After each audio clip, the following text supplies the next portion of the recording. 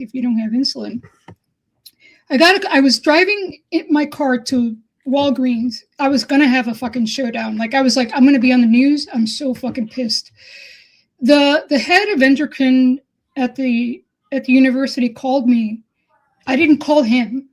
He's an older Jewish gentleman. He should be retired, and he and I had a conversation commiserating what Denizen is talking about here, because I was like, I don't understand. Insulin nowadays is made for pennies. Like this shouldn't be happening.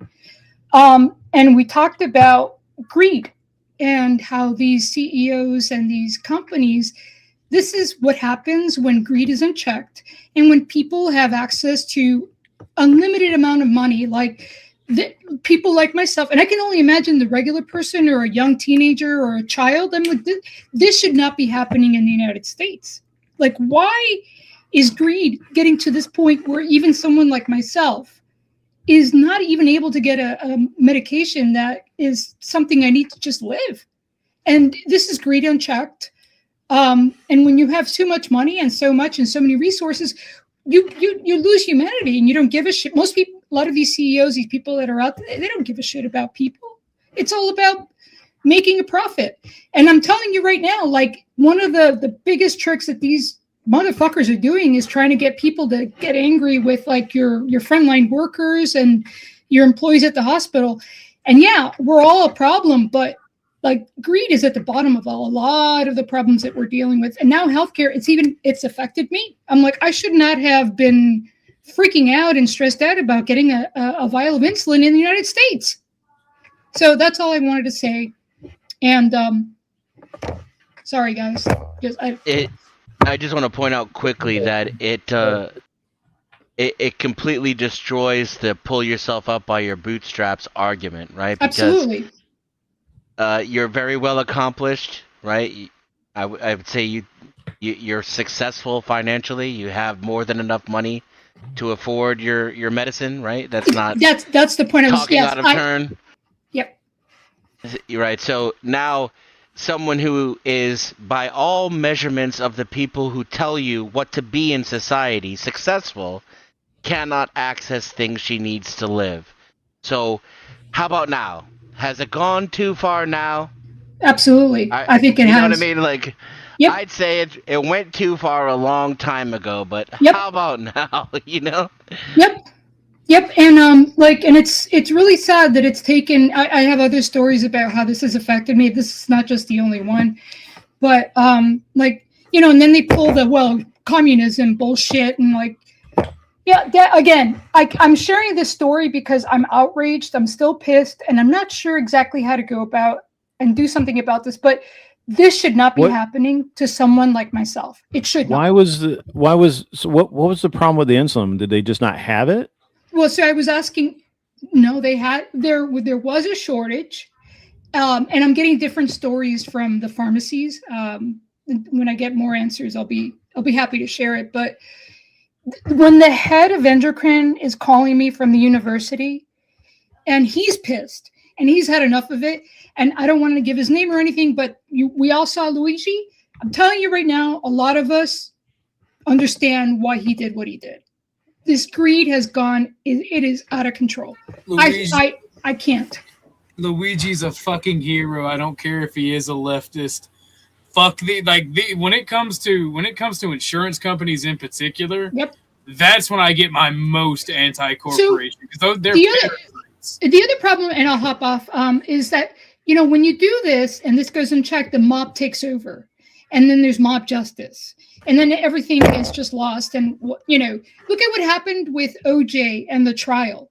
Like if you really start to read about this and think about it, I think you guys know, you guys are all smart and this is past, but there's a reason why that jury did what they did. They felt disenfranchised and, the police and all that against their community. So there's many reasons, but when you let greed go unchecked, I'm just like, at what point, are the regular folks, the blue collar and regular people going to keep putting up with this? And then mob justice is going to result. And we saw, anyway, I'll stop talking. Sorry. No, this is actually a great point, because this is the point that I always try to talk to Flo and Grit about, and I'm not articulate enough to make it. Like, what happens when the common man can't get what they need for their family? They're not just going to lay down and die. That's right. Why when Flo starts talking about, oh, you deserve less as poor people, like I'm like, ha ha, funny. And if people don't work for what they have, like most people work, most people want to work in society. Like I'm still confused about the insulin shortage and what the reason for it was. So I have not gotten to the bottom of this, but I'm trying to tell you, Greg, that I'm not a stupid person, and neither is the gentleman, the doctor that called me from the university. And we're trying to figure this out. And he's telling me that this is the problem with corporate greed. They're trying to save pennies to like make a profit, and it manifests in different ways across the board here. And that part, so I don't know if you know about pharmacies and drug manufacturing. There's like the shortage. It may be real, it may not. I don't think it's real. I think this is about a cost. Like I think it's about capitalism and greed.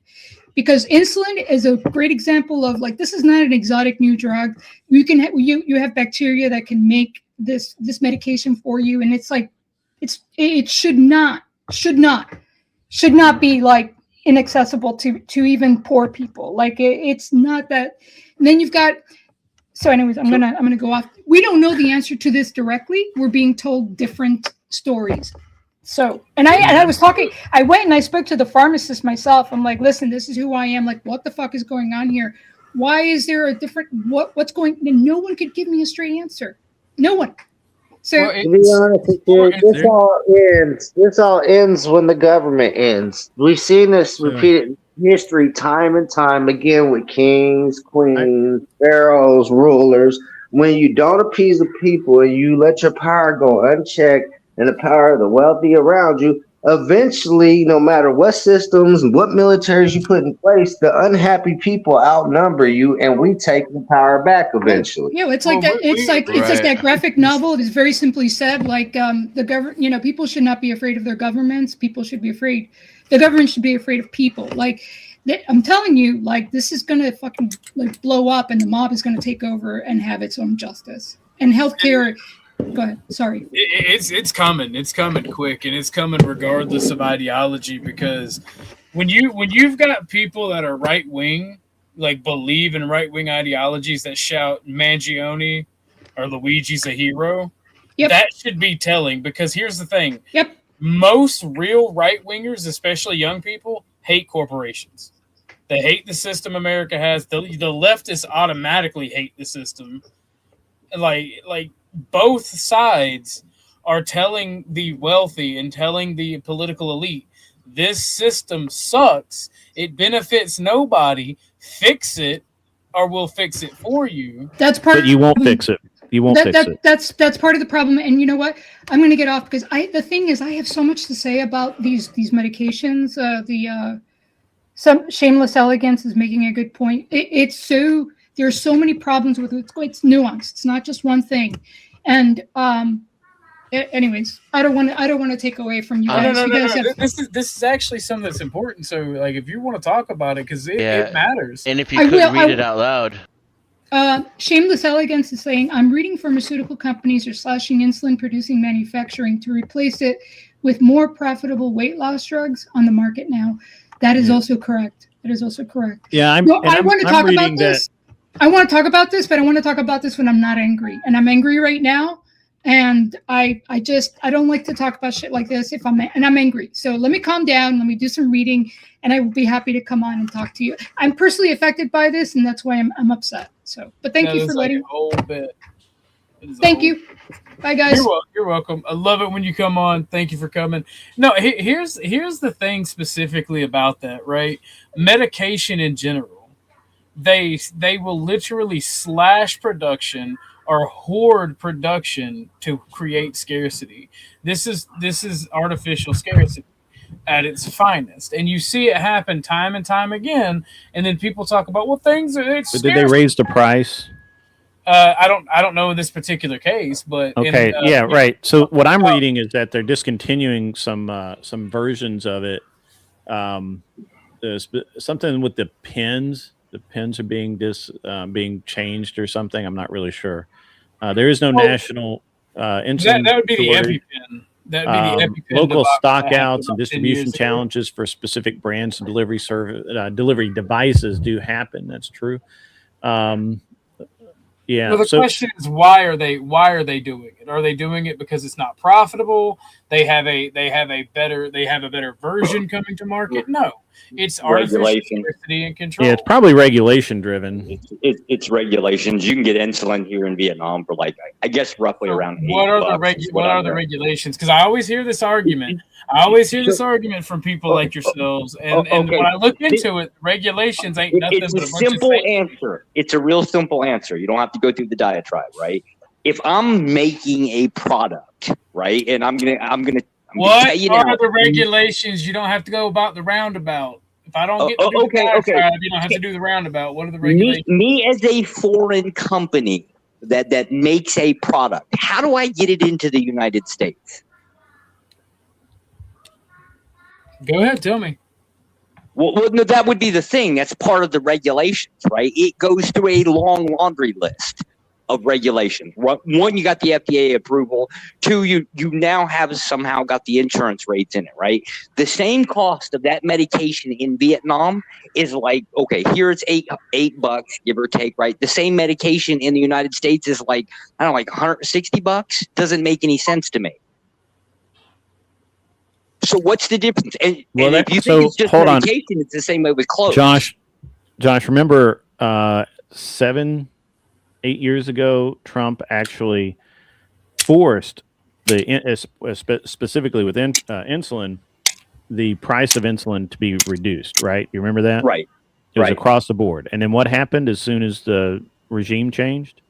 It went back. It went back. Yeah. And we have a lot of this in the drug industry, right? And this is not corporate greed. This is political bullshit where this, like I can go to China and buy, amoxicillin over the counter for almost nothing. Right here, I have to go to a doctor, pay them to write me a prescription by law. Then I have to go to a pharmacy. They have to sell me then an approved version, even what do they call generic is still more expensive than what I can buy it over the counter for in Germany or China or Italy or fucking anywhere. And it's our Food and Drug Administration. And if you really want to, Scott, Fabian Liberty did a fantastic job of laying out exactly how the AMA actually fucked everyone along with the insurance companies when it comes to medicine in this country and why our healthcare and our we pay so much. And you can't and so while I would love to just lay it at the feet of corporations, in this case it's our government that fucks us. It's not always the government, Grid. The insurance companies have a lot to do. It generally with seems price like of it's medication. Well, I mean, yeah, the government is the largest insurance company in the country. That's because you believe in laissez-faire capitalism, and you're going to find any excuse to pay anything. But the government, but you just said, hold on, the government is the largest insurance company in this country. Well, that's true. Just don't.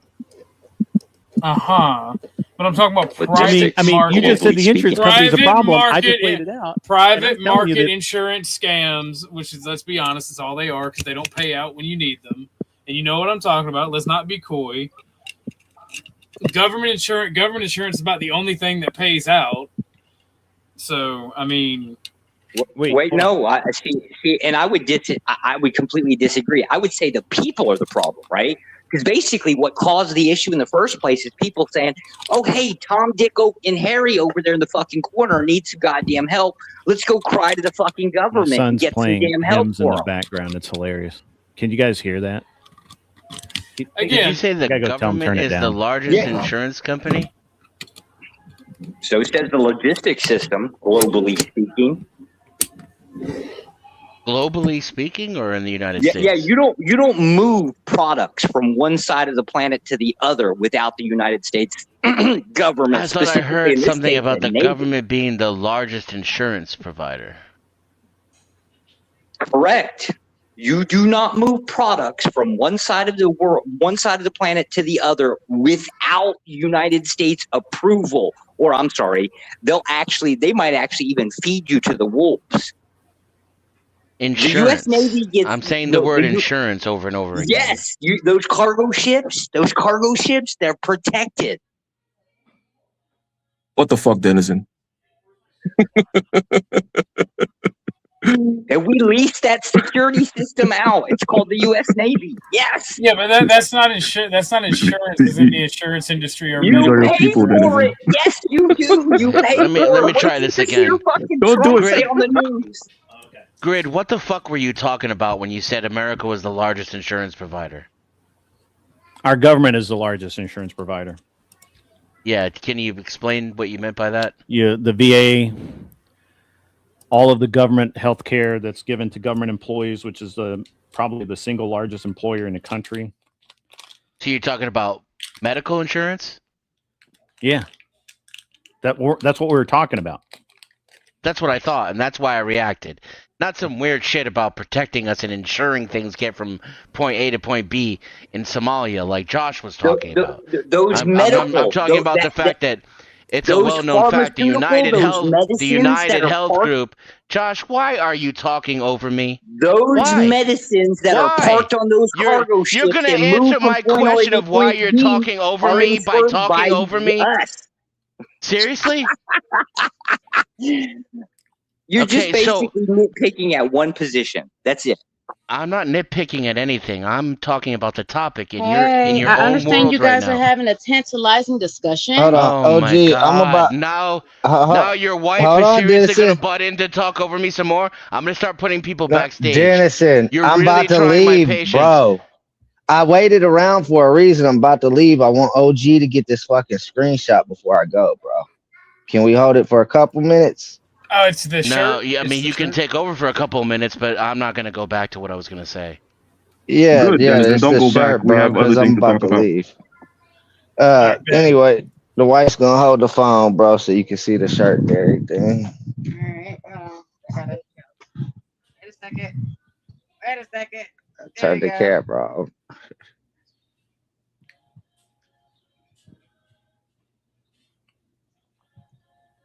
Are we seeing it, guys? Are you Yes, seeing goes it? hard. Goes hard. Give me 1 second. I got one screenshot already. I'm gonna grab another one. Back up so you can see, like, you know, how it looks with an outfit on and everything else, so you can get. I the got full that context one. of I got it. that one. Let's go with the up Ah, close. okay. He said, let's go with the up close. Okay. Awesome. There we go. Thank Hey, you, that shirt is broski. dope as fuck. I appreciate Yes, sir. Sorry, Dennison. It's just I got shit I gotta do and I gotta get out of here, brother. I stayed around for that.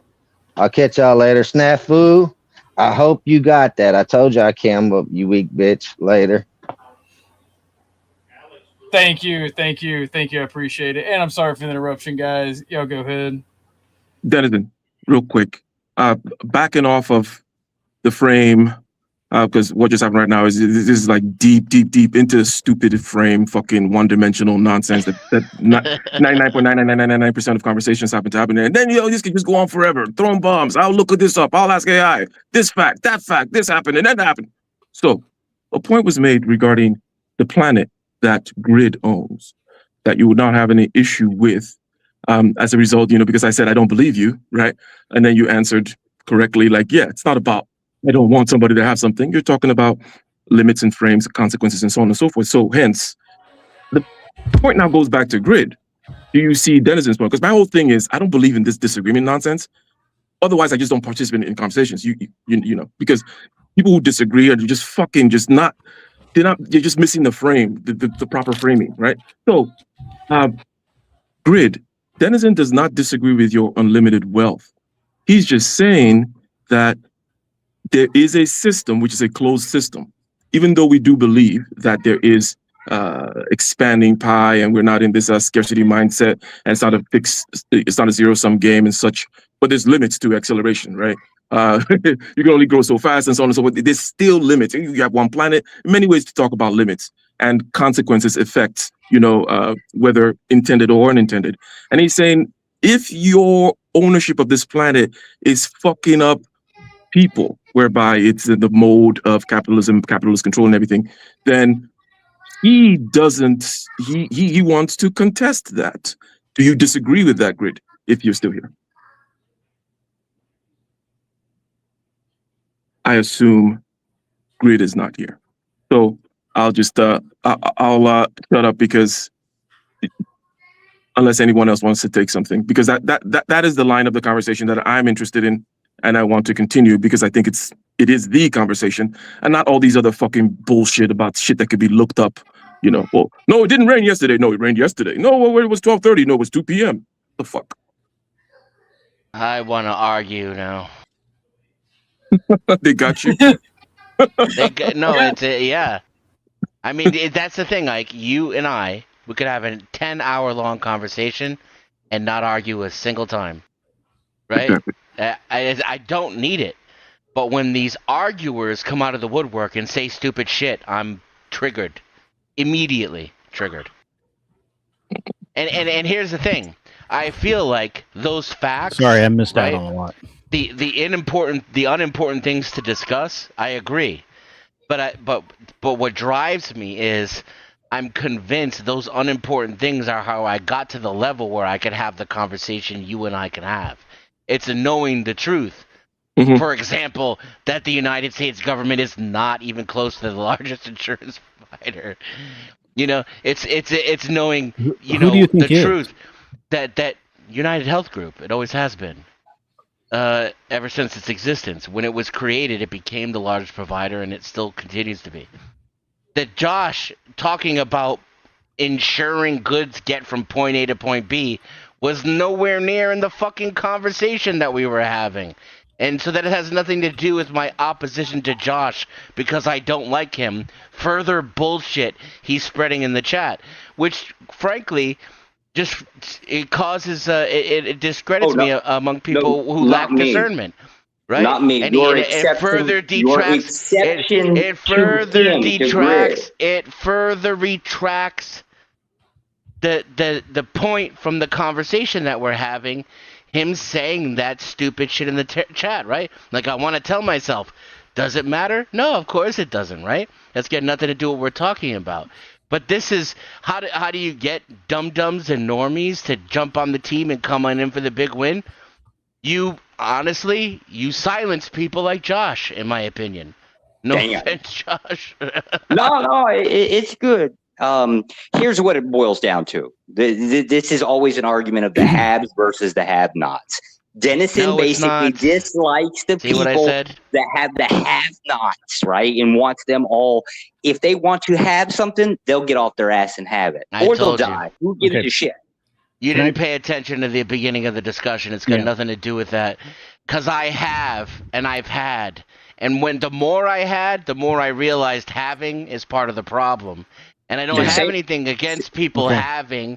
It's the consequences that come along with it. You could be as rich as you fucking want. I don't give a shit. Your material wealth means nothing to me. I have 3 friends that actually love me. I'm the richest person on the fucking planet, and you'll never touch me. That's how I feel about it. But it's the fact that people accumulate wealth in a system where wealth determines power. That's the problem. And you, frankly, shouldn't have power, right? And people like you should not have power. This is the problem. So be honest. Address that fact. Don't talk about how many zeros are on your back, and don't tell me about my feelings, right? Don't talk to me about my feelings. Fine, that's or easy. how I feel about this or that. Talk about wealth and power. Don't talk about tree-hugging hippies. Talk about wealth and power. Before we get too far afield, I dare you to be able to zoom out or even shut your fucking mouth long enough to listen to the possibility of talking about the topic. I triple dog dare you, motherfucker. There's nothing to talk about. Before you get too far afield, if I may. We like it. I'm going back to my if box. I may, before we get too far afield, Dennison, if we go by insurance companies, yes, United Healthcare is first. However, you are specifically ignoring the VA and the other government agencies like Medicaid, Medicare, which makes the U.S. government the largest single insurer in the country. It always has been since they decided to make the VA, and it always will be, because that's the government pays for all of that, and it is not. Majority of Americans have private health insurance. Medicare, Medicaid doesn't even come close to being. Well, that's what I was that's exactly wrong. talking about. Yeah, no. If the Centers for Medicare and Medicaid Services, CMS, is the largest single insurer, and that includes VA. So I'm sorry, I understand. You want corporate. You want to hate corporate America, but we got to go. Single insurer. There are no single insurers. United Health Group is a collection of insurance companies, and private insurance vastly outweighs public insurance. The largest medical insurer is the federal government. It just Not true. It just is. The federal government, through CMS, pays for or subsidizes the health care coverage of roughly 150 million Americans across Medicaid and Medicare. And you compare, when you add in private companies that administer plans, public plans included, then yes, largest is United Health Group. They only cover 45 million people. May I try something here with regards to complementarity again, so that perhaps we can move past? Yeah, we can move past this. It's just, it's if you're going to call me out on a specific point, I have to answer the point. So, and it's a fair point to be called out on, because it points to the question of, does it matter? Meaning, is the government necessarily, insofar as on the level we're discussing, right? We're talking about human systems. And then to arbitrarily separate government from corporation, right, is not sufficiently high level, right? So, Dennison, does it really matter if the government was the biggest provider? Would greed still not exist?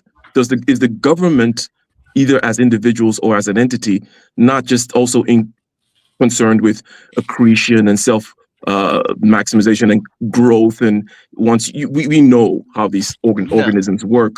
They may use different means and so on and so forth. But go ahead.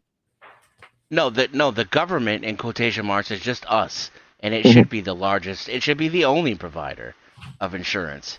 It'd be far more efficient. That's not the point. The point is that these people use these data points to structure their beliefs, right? Mm-hmm. And so they're convinced of the thing at the top, right? And their frame of thinking, because of all these things at the bottom that they believe that are untrue. So great. I think you were not here when I asked the question regarding Dennison saying that you can have as much wealth as you want. And his whole point about wealth and power here, he mentioned while you were here that you could own that planet, right? But it's a question of the consequences and the questions of systems. And even if we agree that things are not a zero-sum system, acceleration is not infinite. You don't grow infinitely. There's still even if you want to say, okay, well, I can keep on getting that, it's not going to affect you because I'm just expanding the pie. There are rates of growth, which, and so on and so forth, and trees don't grow to the sky. And we know all these kinds of things regarding limits, right?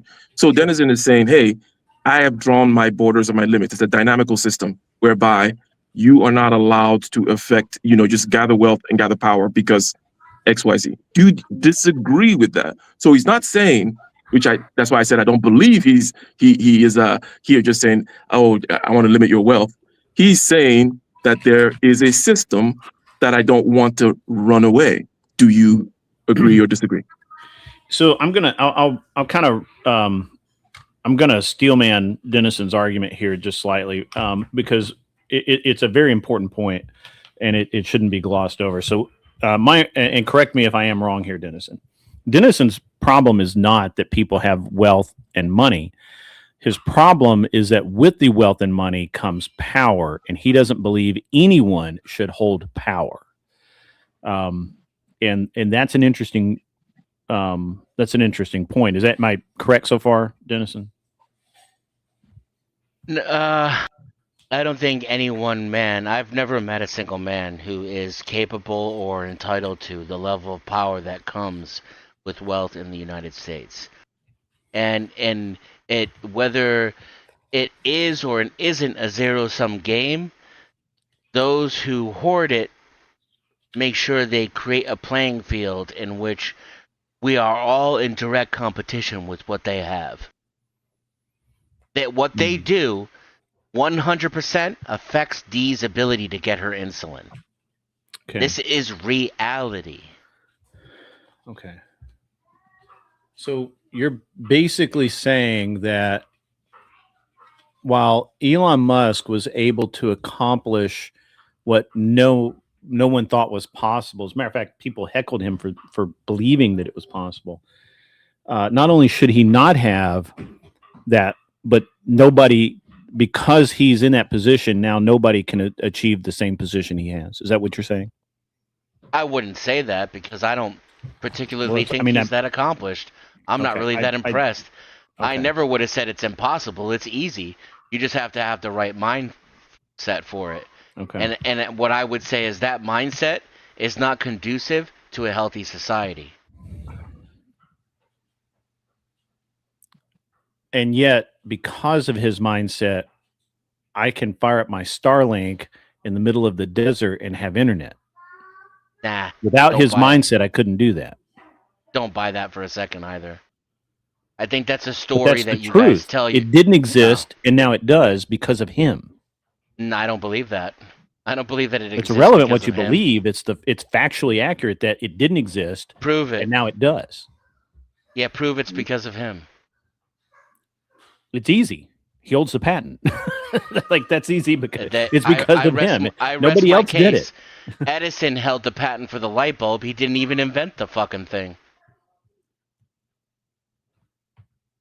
Sure, he's credited with that, but he facilitated the invention of the light bulb. No, he just stole the idea from somebody else. He didn't even steal it from an engineer. He stole it from another businessman who was already making light bulbs. He's just a thief. This is my point with you people in your narratives. No offense, but you are one of these people. You literally tell yourselves that satellites wouldn't exist if it weren't for people like Elon Musk. And I didn't think say satellites that's absolutely wouldn't exist. bonkers. Starlink wouldn't exist. Yeah, okay, sure. Starlink wouldn't exist without Elon Musk is bonkers to me. Okay. Absolutely bonkers. Why do you think it would exist without him? Because he had nothing to do with inventing it, coming up with the idea, creating it, or engineering it. But he provided the capital that was necessary for it to happen. No, I don't think he created the necessity for it either. No, he created the capital necessary for it to happen. Yeah, in your system where capital runs everything. Yeah. Well, it's not my system, it is the system. Well, it's the one that you're advocating for. I'm not advocating for either. I'm just simply saying this is. Oh, okay. Okay, yeah. No, I agree with you. That's my problem. I'm trying to understand why you're. I'm trying to understand what you're saying, because from my point of view, what you're saying is that what you're attempting to say is that in a society that doesn't hold I can tell you. You don't have to tell me what I'm attempting to say. I can tell you. Okay, go ahead. The accumulation of capital does not in any way demonstrate your ability to make good decisions or to help the human species. If anything, it has shown. Converse must also then be true. That having that capital allows you to be able to do those things. In a system where it's based on capital, sure. Is there any system that's not based on capital? Yeah, your house. Which one? I'm sorry? Your family. It's not based on capital in my family? No. It's socialism. Walk me through that. How did your kid earn his food from age 0 to 5? He did chores when he was 18 months old? That's a fascinating baby. No. You know what? You know he did what? Not. I mean, at he that did rate, not. I He did not changed my do mind that. about capitalism. What you need to do is teach everybody how to make 18-year-olds do work. And then we'll have the most prosperous society on earth. That's a solid observation. When he was unable to do that, We covered it. We worked. And then Well, what'd as you soon do as he that was for? able to, he works in the house. He mows the, he was mowing. He was mowing the yard at 'Cause 10. that sounds He was like doing chores to early. each according to his need, and from each according to their ability. That sounds commie as fuck to me. Yeah, I don't think anybody's arguing that the dynamics of how family operates is socialism. However, the thing that creates the family is based on capital. I was just arguing. I mean, he was just arguing against that, saying it wasn't. And I will push back and say that families existed way before money existed. Never mind capitalism. But it's still capital. No, it's still not. capital. What do you define It's capital not. as? What do you define capital as? Money. But money can be anything. Money can be butter. Money can exactly. No. Yeah. No. That's the point. You want to make in capitalism everything is capital. That's the problem. When what we're really talking about is butter, electricity, food, shelter, even excess. We're talking about luxury, convenience. These are the things we're really talking about.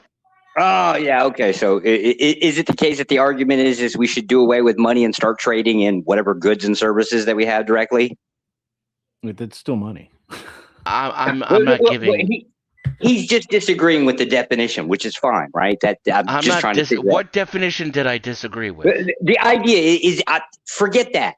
The question is would you prefer that money go away and we trade each other in goods and services directly? I would prefer that you stop lying to yourself about the reality that you live in. Right. So you're not saying anything. You don't have a prescription. You don't have anything. You're just, I don't like what it is. That was my prescription. Is what? Stop lying to yourself about the system you already live in. We like this system. I like this system I live in. I've got no qualms with it. Start thinking critically. Start realizing the actual system that you live in, and stop telling yourself stories like we wouldn't have Starlink if it weren't for Elon Musk. That's a fairy tale. You absolutely. Starlink would not exist without Elon Musk.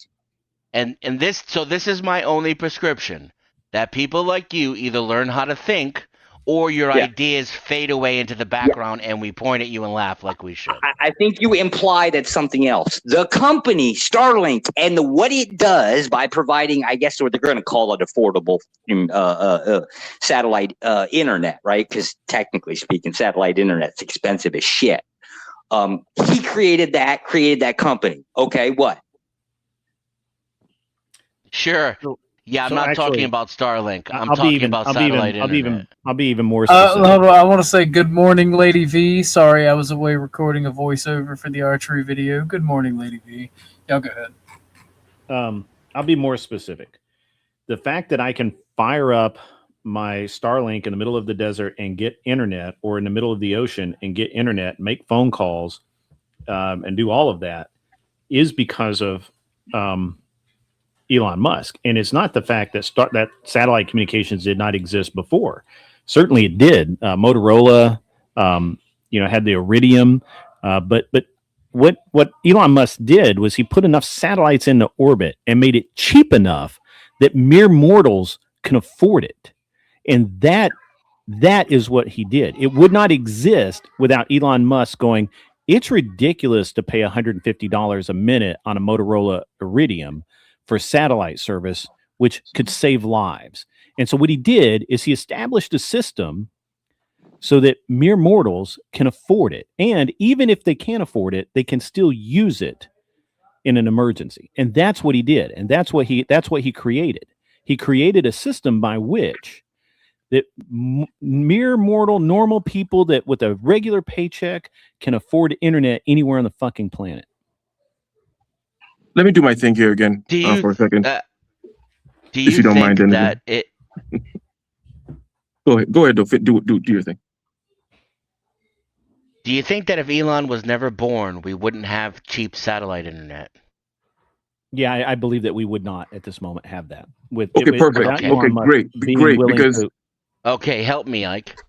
No, so Ike, real quick, Ike, just me and you now. You know, I think that's fucking retarded, right? Like I'm dumb, and that's a dumb I can't fathom. I don't even know how you can come to that conclusion if 100. you know facts about things, right? You get where I'm coming from with that? Not opinions, not political opinions, facts about things, Ike. 100%. So, and this is exactly where I wanted to go. But prior to getting there, I wanted to just kind of dispel one thing, which is I don't necessarily think that, at least, I don't think that over 50% of what Denizen agreed to regarding Elon's mindset, he agreed to the fact that it's not needed, whatever. I don't actually think that that's what Denizen is saying, that, the mindset of an Elon type is the problem. No. Right. Yeah. It's just like I said that, of course, he doesn't believe that you shouldn't have. Of course, he doesn't fucking disagree with that mindset. Then we get to this point of there are things within certain kinds of structures, certain kinds of organizations that make it such that you're not able to create, right, the Starlinks. And then it takes somebody from outside to do it. The point is, the person coming from outside is coming in with this kind of a capital thing, right? They have their set of incentives. But Denizen is pointing out, hey, that thing with its set of incentives is going to lead us to hell. So there is a way of fixing within the otherwise kinds of structure, which we are not fully said what they are. But I could tell you, going back to the whole thing about looking at things from a granular point of view regarding human psychology, specific stupidities, which are not infinite, specific types of human frailties, which are not infinite, which you can point to, that make it such that within certain kinds of organizations, innovation doesn't happen, and all these other kinds of things, right? So, to Denizen's point, innovation does not require an Elon Musk, right? Meaning Elon Musk in particular. But there are certain kinds of structures that make it such that it doesn't happen. It wouldn't happen in NASA, for example, right? And the real question is, well, why can't it happen in NASA? Like, what exactly is it? Because I agree with Denizen that the things that Elon does are not on the level of like, okay, well, I am going to revolutionize, quantum mechanics by describing space-time as a product of entropy or some shit like that, right? No, there's some obvious big gaps and stupidities, which he comes in, he takes advantage of, and he fixes indeed. But because he's doing it in the capitalistic system, now it leads to this kind of outsized power, which Denizen is concerned with. But the real question is, why can it not happen without this kind of outsized power situation? You got your answer with your description. Because the stupid people. Well, because there's always the one person that sees things that other people do not. Right? This is why Carnegie, Rockefeller, all the oh my God. What? I cannot make this is I don't know. Too small. I challenge you again, Ike. It's very small. Big challenge me to help you out.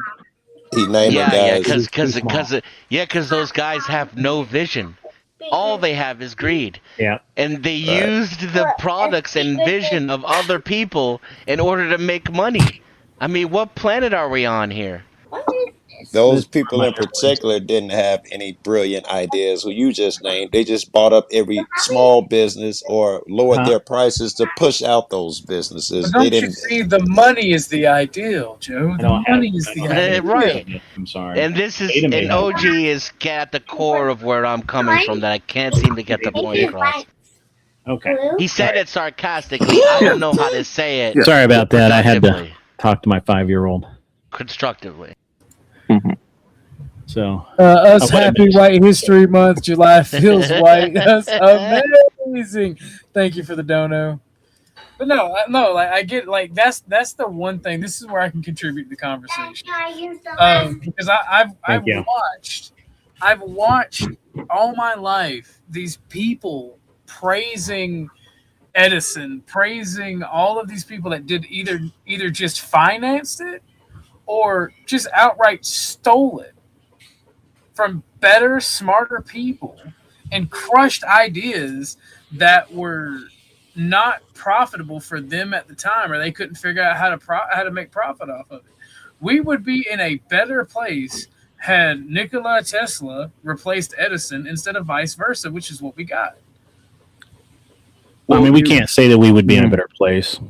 The technology that was destroyed at Edison's facility because it was not profitable at the current rate, and what the U.S. government seized, we can absolutely say we would be in a better place. The man had Wi-Fi. The man had Wi-Fi and wireless electricity. I think there's at least an argument that if some baron comes in and buys everything up and every oil company or whatever is done his way, all of the other smaller companies which would have went out on their own and they would have come up with great ideas and did shit in different ways as opposed and then they to call it competition, Joe. That's the icing on the brainwashing shit sandwich, right? Like it's not competition either. Like you're right. Exactly, right? Like this is how they get you hooked into it's believing this nonsense. It's damn sure not vision or ability. No, it's greed. Like and heartlessness and ruthlessness helps too. This is where you guys. I'm fine with the heartlessness and ruthlessness. To be honest, I'm fine. with it. I'm fine with the competition. I'm not going to argue it now. I'm fine. I'm fine. Even fine with the competition.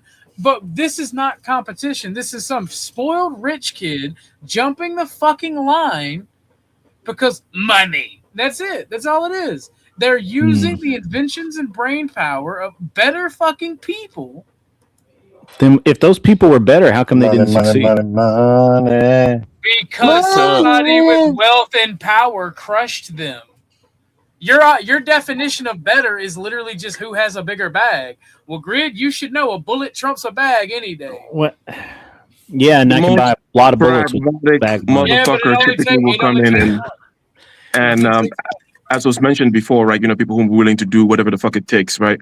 And that's the result of a system. Meaning, the answer to your question as to, well, if they're so great, how come it didn't work out? Well, the system is not such that those types of people would win, right? So I'm saying just a simple point here, which you know it's nothing new and everybody knows, which is, hence, don't scapegoat Elon or and even people worse than Elon, any rubber baron you want to mention, because they just fucking are the ones who actually, because without them in the current system, right, it'll be worse, right? But the problem is the system, right? But the thing is, at least they come in and they be like, you know what, fuck that stupid shit going on there. Musk, fuck, I can make $1 billion, so let me do it. That kind of shit. Yeah, like let me backpedal a little bit and say, in this system, I prefer fucking Elon. I prefer the satellite guy over the fucking Chinese bullshit guy. You know, like, I have a question. Let me sell you the guy who sells hair dryers to people that catch on fire. You know what I mean? D brings up a good point. The original light bulb should last a couple generations. Check out the light bulb in California firehouse that has burned since 1901. Plan obsolescence to profit. Again, how does that bring us? Edison has one in his original place that I think is still burning as well. And I'm familiar with the firehouse. And I do have. It's a matter of putting out enough light, and there's some issues too. Yeah. Well, I do have to ask you a serious question, Grid. When I said a bullet is more you said I can buy. Why do you think that I'm talking about you? Yeah. Because are you so ingrained in this system that you can't separate yourself from it? Because you're my friend. I don't think a bullet is necessary for you. Yeah. Yeah, you can't control well, when you make the war in when Ukraine, people always make this statement, right? Well, at some point you're going to drive people over the edge and they're going to take up arms and all of that. Well, maybe, but if we're gonna, I mean, and there was a battle in North Carolina. You guys probably never heard of it, but it was literally the mine owners versus the miners. The miners were literally tired of not getting paid enough. The Battle of Blair Mountain. We talked about it on this show. Actually, me, Ike, and Dusty. And Dennison. And it was an excellent example of what happens when people that rise up against people who can literally afford hired guns. They were using machine guns on these poor miners. They literally they're still, you can go walk the hillside and there's piles of 30-06 casings from the machine guns that they had on top of this hill shooting down at these miners. You understand the miners got what they wanted from that conflict, right? Eventually. Yeah, eventually. Yeah, the You miners understand won that, everybody the did miners that won though. that It wasn't conflict. just miners. A lot of people went through that where hired guns actually killed the workers. This is a story. So you get that you defeated your own statement by saying probably not. No, people will. Everybody has a threshold, and once a group or a collective of people reach that threshold, yeah, there will be fucking anarchy. It seems like it, right? I mean, looking at in the past, Ain't no seems like it. Look what happened to Chicago when they had enough. I'm waiting for grids. You know how come you don't think it can happen? Because it I seems didn't like say it's it can't obvious that it happen. will. I said the problem with it is that the rich people can buy protection just like you, the poor people, can buy bullets. I can buy a lot of bullets. But you understand that that's the problem with that is the people that they buy have families, Grid. You can win that war and turn their protection against them. See, this is why I don't like talking about it, because then certain organizations, other people like to be actionable. Like, there's a whole thing. Like, they can buy protection, but that protection also has families. And while you're out protecting the rich asshole that we want to get to, I'm not saying I want to get to any of the rich asshole. I'm just speaking hypothetical. We should 100% stop talking about this. Yes, it just took a weird turn, OG. You do, I think, a better argument with those people have families is. I got a question. Hold on, let me finish this. It don't take a second. Over the short term, yes, you can hire more muscle, but when the people actually turn and the people decide, now the people are gonna outnumber what your muscle is. They're gonna kill them in the end. Nobody ever gets to the point when it comes to this anarchy. Everybody just talks about the anarchy. Nobody wins in the anarchy. That's my point. Innocent people get hurt.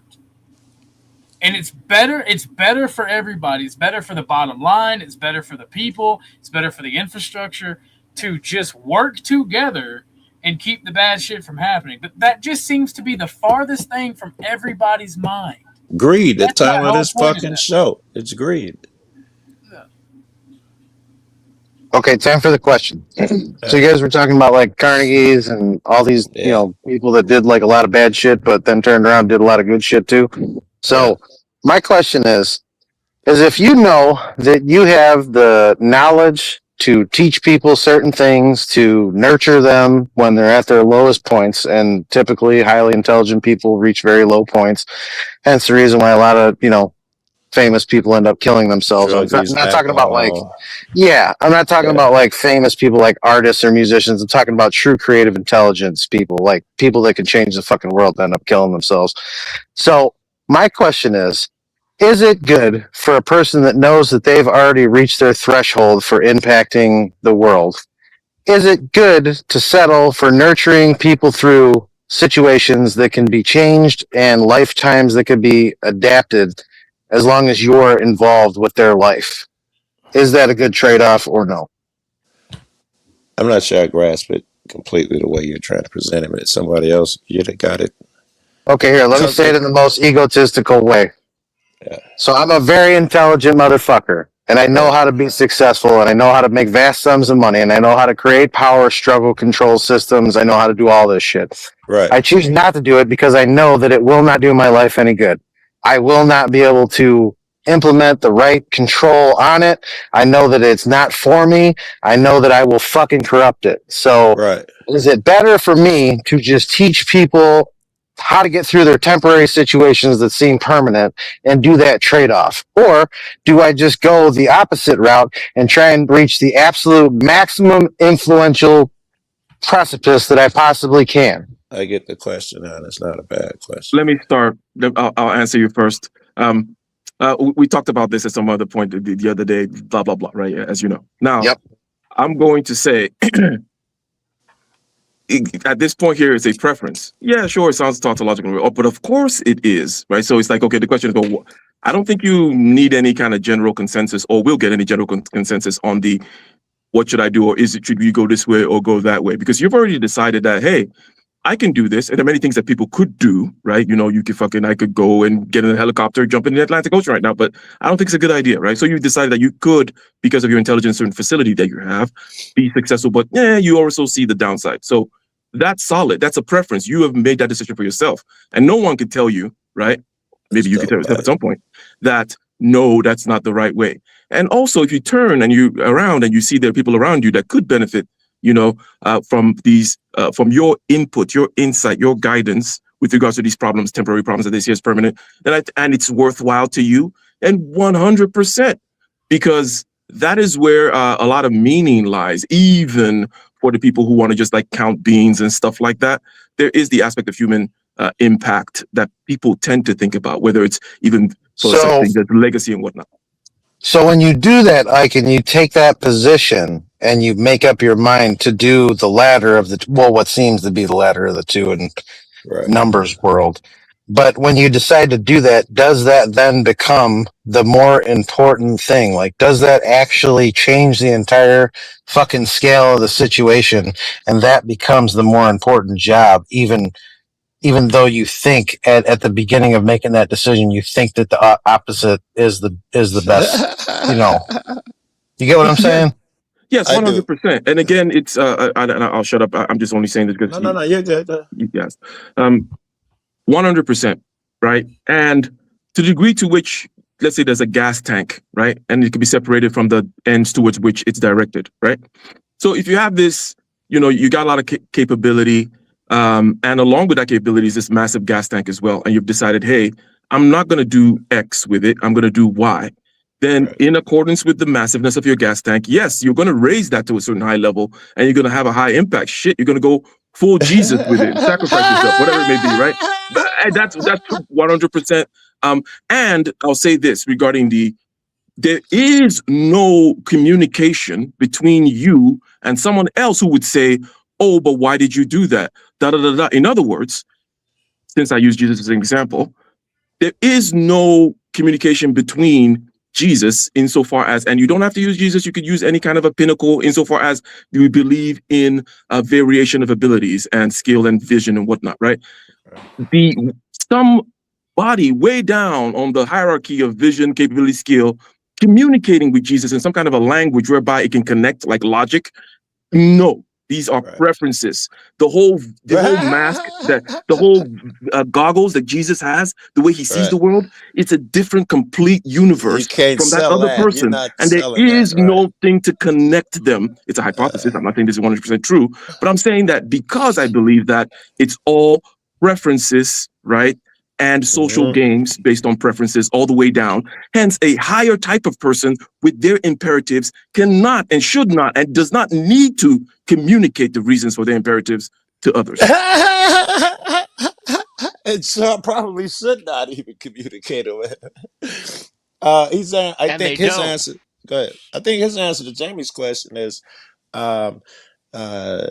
if you've come to that decision where you think it's bad, you can't put it in the hands of a bunch of other goofy motherfuckers. You shouldn't even give them no considerations. If you come to it's a bad thing, you make that decision because those people do not have the vision you have. And they're going to do whatever the fuck opposite shit with it. They ain't going to do what you used to say do because they think like you. Nah, he hit it square on the head because I've already made up my mind on what I'm going to do. And I realized that through doing that action, after having already started, that I realized what the plan actually is. And I realized that going through that and helping other people through that, I'm solving all the exponents or whatever it's called. I'm solving all the components simultaneously while going that humbled or whatever direction, and then when I get to a certain point where I know that I've been patient enough, I know that I've learned enough, I know that I've healed enough, I can then take it the other route and go full fucking Jesus. When you get to that route, you may not even want to communicate with the peon no more. Just saying.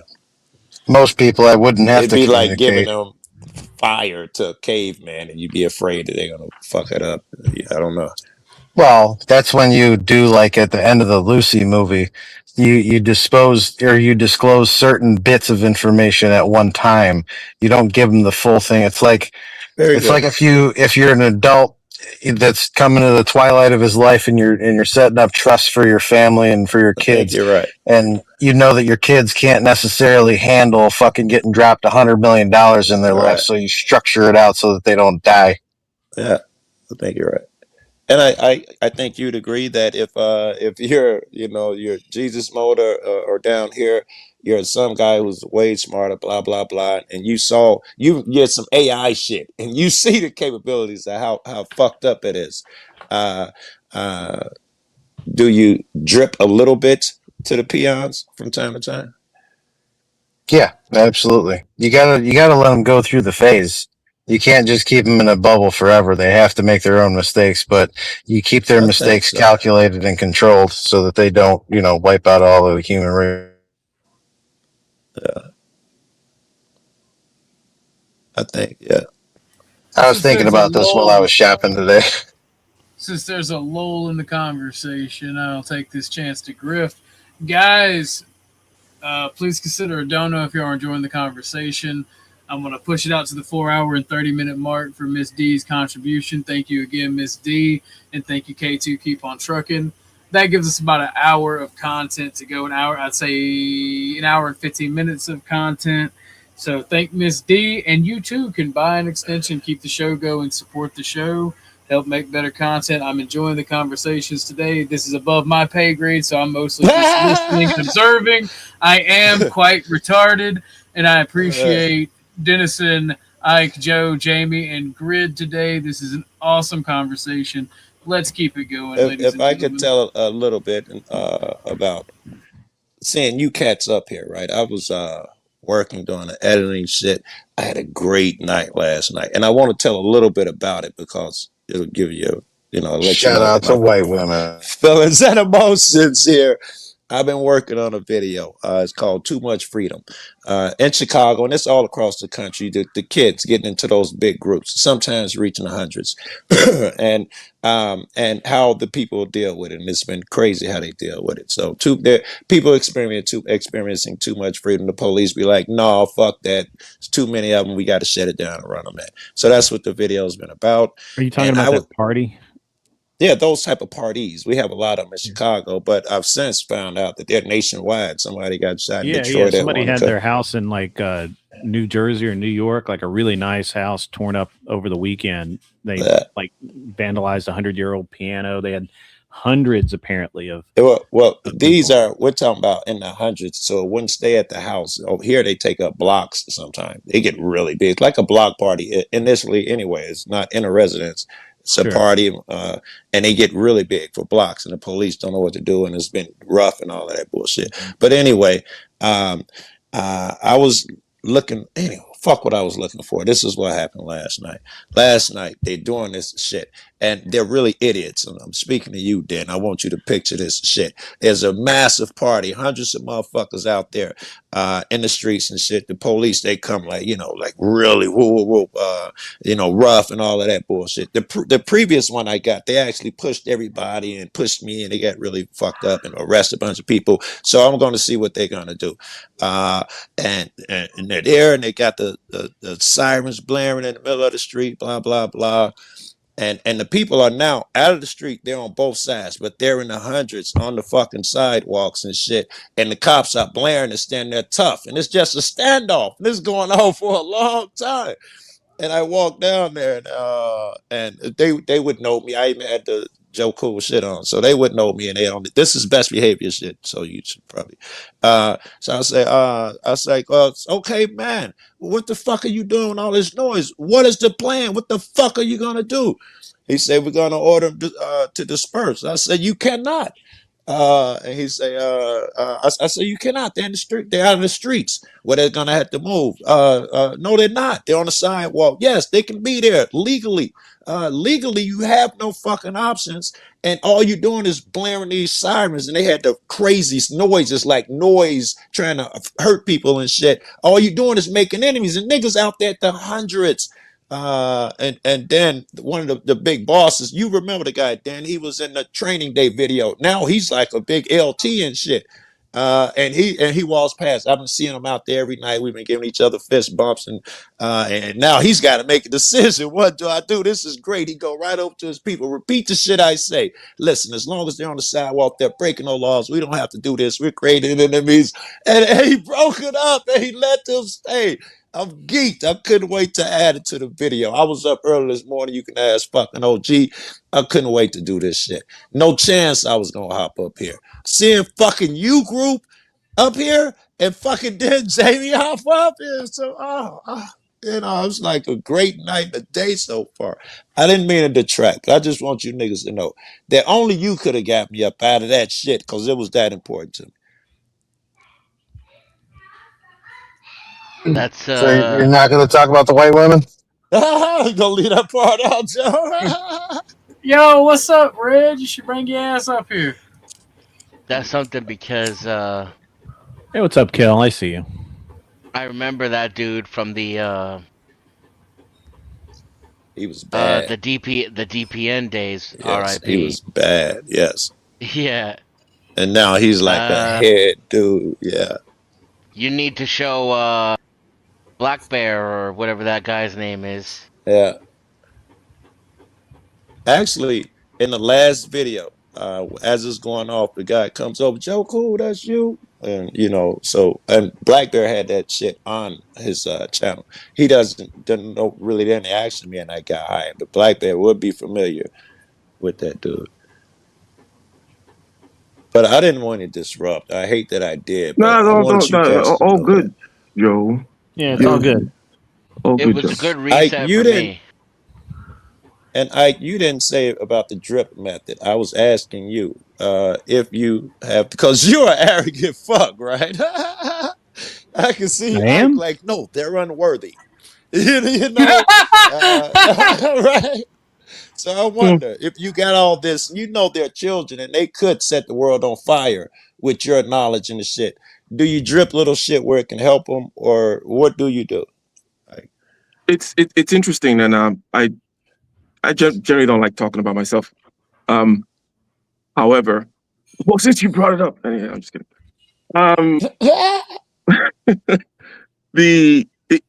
It's interesting that you have that impression.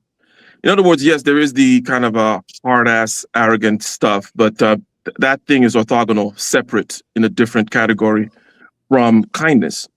It's very different, right? Yes. I don't think that there's any reason. Again, not that I don't like to talk about myself, but I don't think there's any reason to see me as an unkind person. And no. I get it. I'm answering your question. You could be kind and buy a nigga a house. This isn't part of the conversation. We're talking about having something potentially dangerous and lending it out. Actually, don't mind that either. I don't have this notion of I'm going to control the perpetuity of things. Right. I like to use the analogy of like throwing things into a hurricane. Yes, you're going to change some local thing, but insofar as once you start going outward in time and in terms of locus of control, things get chaotic and you don't know, right? So I don't know what you know, and I don't know the next place from which this thing will come. In other words, it's not a priori decided whether I would give it or not, meaning I'm open to giving, open to not, open to giving it to the best, but there is a disposition that I have there towards not wanting to control, you know what I mean? That's not my thing. Jamie, I think he don't want me over to his side. I'm thinking, fuck the drip, turn on the faucet now. Okay, yeah. But in general too, you hear me saying that's the point of the aspect of myself that makes you say you're not worthy, is because of what I just said regarding the gap of communication, gap of meaning, gap of ends and whatnot, right? I do not I don't do that, right? I see very clearly certain domains and I operate within that realm and the rules that apply. I don't necessarily see another domain that's connected. So I'm not going to come down as a madman from the top of a hill, you know, preaching the good news to fucking swine and shit, you know? And the explanation that Denizen gave regarding, you know, no one is listening, I'm here to do this. And by the way, I'll build a community and such, and many other things that could be brought from there, which we can talk about at some other point, Denizen. But that is kind of like my answer to your question. But now, Joe, cool. Let me ask you this, because Denizen said something earlier about family and socialism, right? In other words, Grid asked the question about, well, where are the social? And then it's like, okay, well, in your family, before you get too far on the point, let me detract from the point briefly and say a part of that is I don't think I'm that guy. I think Joe Cool is that guy. I would just contend that if it weren't Joe Cool, it would be somebody else. So, like in my life, my activism was ineffective. Joe's is effective, but if it weren't Joe, it would be Steve or Bob or somebody else. And yeah, go ahead with what you were saying. Perfect. So I wanted to just bring Joe into the conversation regarding the family thing that you mentioned. It really is about socialism. It's not about family. It's about certain structures of hierarchy and that operate within certain scales. And insofar as we want to shift scales, I'm not saying that it can only operate within scales, but just to use one as an example. Yeah. So so it's just you know what I'm saying here, Dennis, and people say, within the small structure like that, yes, obviously you want to be socialist, but then there's certain other places where, okay, well, it seems like a different kind of a hierarchy occurs. And then Joe here understands very well leadership, right? Meaning the organic forming of certain kinds of hierarchy, right? I think so. Yeah, so, and I know that you didn't necessarily address this, and I know that you may not, and don't even have to have like some kind of here's my programmatic fucking six-step system to perfect leadership and authority, like the boy King OG here thinks he does. But the boy King.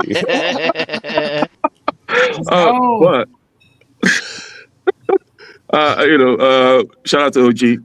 But with regards to this, and Joku, you can start with it. But basically, there's certain natural ways in which hierarchy establishes itself.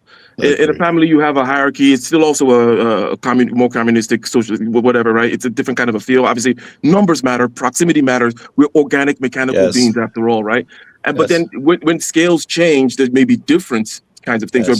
And it may lead to some kind of, let's say, decentralization, where I say, hey, I don't need the federal government controlling my local school district because of the same reason why my family is a socialist unit. It's a question of scales and whatever, right? Yeah, and insofar as we wanted to shift it, like if you say, okay, well, the federal government should take control of my school, it would not be without understanding that it doesn't seem natural from this proximity thing, right? That tends to happen with human beings. And you got to make sure you compensate for that somehow, because it's an information flow issue, right? And skin in the game issue. If you don't live in a neighborhood, your school is not going, blah, blah, blah, your daughter doesn't go there, blah, blah, blah, blah, blah, whatever, right? The kid in fucking Mogadishu, it doesn't really matter, right? So why am I making decisions about the kid in Mogadishu? Which brings another problem about media, and especially in countries like the United States, whereby people think that they have to have positions about the kid in Mogadishu, which is a different other kind of distraction altogether. But Joe, you can say anything about this kind of a hierarchy thing here, beginning, I guess, more hierarchical, less hierarchical, more socialist, egalitarian, less and such, and with regards to scales and whatnot, and what you have seen kind of naturally develop, and then obviously you can say whatever as well. Well, I didn't hear a question in there. As usual, I don't do questions. Go perfectly, though. That is the way I see it. Sits fluent, and you don't know who's going to pop up, spring up for where, timing and all of that shit. Those things can't be controlled, and I don't know if they should. Probably shouldn't. I don't think they should, because it's just the nature of a thing.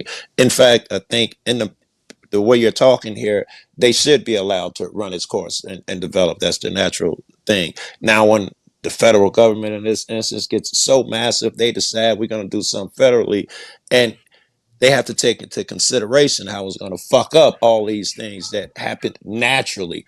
Will Joe Cool, so if I'm the example, even occur under your new changes and that type of shit? So I think that the answer to that question, which was not a question, is what you already and think we already agree. I don't know. Hands off. Stop trying to control motherfuckers. If those guys, your shit, if you're going to even step in to help a motherfucker, you got to be aware of leaving them motherfuckers alone and not changing it. Where you can hurt the system the way it's set up. The natural system, the ecosystem. You can picture a natural ecosystem. I'm gonna help and give it extra nutrients today. I'm gonna throw a big ass dead toad into this little ecosystem because it needs the nutrients, and the fucking smell, the chemicals kill everybody. You did more harm than good. Denizen? I'm sorry, I didn't catch that. Yeah, just a quick what is your Plato's Republic? What we were talking about was basically, I brought the whole point about family and the structure therein. Talking to Grid, you said socialism as an example, and I talked about different kinds of scales and blah blah blah. And then what are any comment at all? I don't believe in such a thing. This is what I try to get forward to people, but the debate mindset is so rigid. It seems like people need something to attack and destroy and to prove won't work. So my only proposition is that we embrace critical thinking and realism over hyperrealism, narrative, looks, beauty, aesthetics. All the superficial lying that we do. We start lying to our kids right away, and everything's built on lies and debt. Because in my opinion, once we do that, I don't need to tell anybody what my propositions are. The things will fall into place. You would already be on top. Yes, we'll do and be better, right? Now, if you want something to attack, right, then sure. I believe that workers should own more of a company than the guy who owns the building and signs the checks. I think that most of the profit for shit that gets built should go to the people who build it. And I think that janitors should be paid more than basketball players.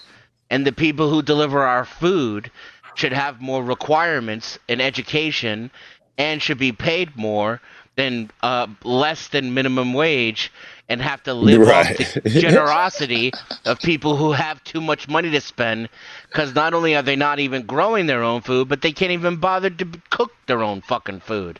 And that a doctor's life-giving abilities, the fact that D can give life with her hands, should not be a fucking commodity. All right? So if you want me to get specific, these are the nagging suspicions that I have, which, quite frankly, if we stopped lying and were more realists and were critical thinkers, I think not only would go away, but I'd be totally okay if they didn't. Because I'm sure that we would find some better way than the way we're doing shit now. Because now is such a obviously retarded fucking shit show that is not sustainable. If you stop lying, because it's built on lies, it could not exist as it does now. You couldn't play pretend. So if we just if I turned out to be wrong, I'd be perfectly okay with it. Fuck yes. Okay, I just have to comment on that wrong thing, right? Because I have an aversion to right and wrong. Incorrect. Sorry. Oh yeah, incorrect. But if it was turned to be inaccurate, that things wouldn't dramatically change their structures simply by not lying, I'd be okay with that.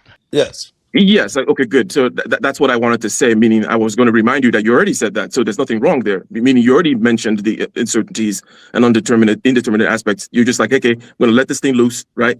And then you stated your aesthetic preferences or the reasons why, you're like, I don't think this and this and this should be happening. Right. But I'm going to let it loose. Now, if I let it loose and this and this and this is still happening, great.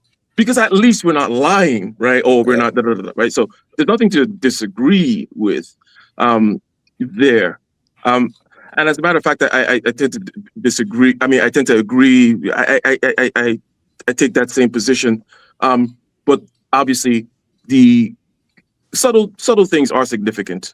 And this may not be the spot for this other conversation, which I will mention and then kind of trace back to a previous conversation that we had on this channel, me and Dennis.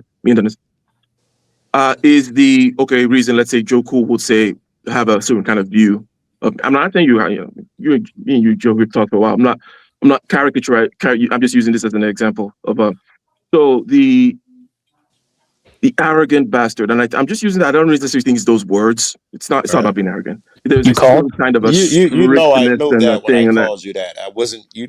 I know what you mean. It's the thing which I say, and I don't whatever. I'd call Dennison arrogant in the same fashion. Oh yeah. I think Dennison is more of the classical arrogant bastard. Someone called for the arrogant bastard. I'm just a hierarchy guy, right? That says, oh, you're a peon. Dennison is just arrogant.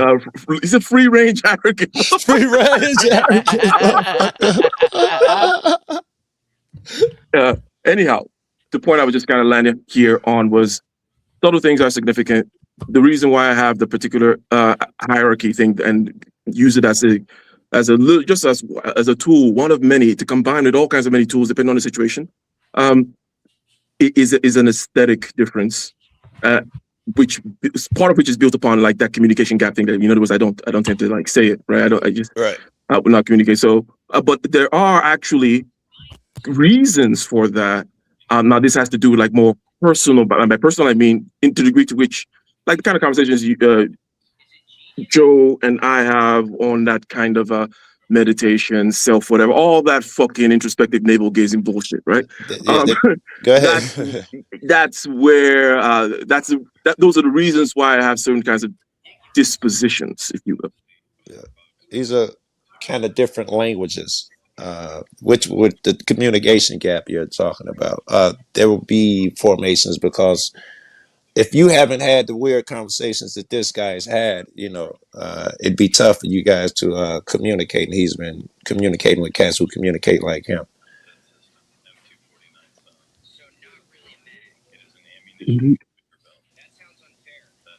Oh, I thought you were not done. No. I was. Oh yeah. So people have mentioned that before. That I end abruptly, and it's when I end, I've ended. I don't do the.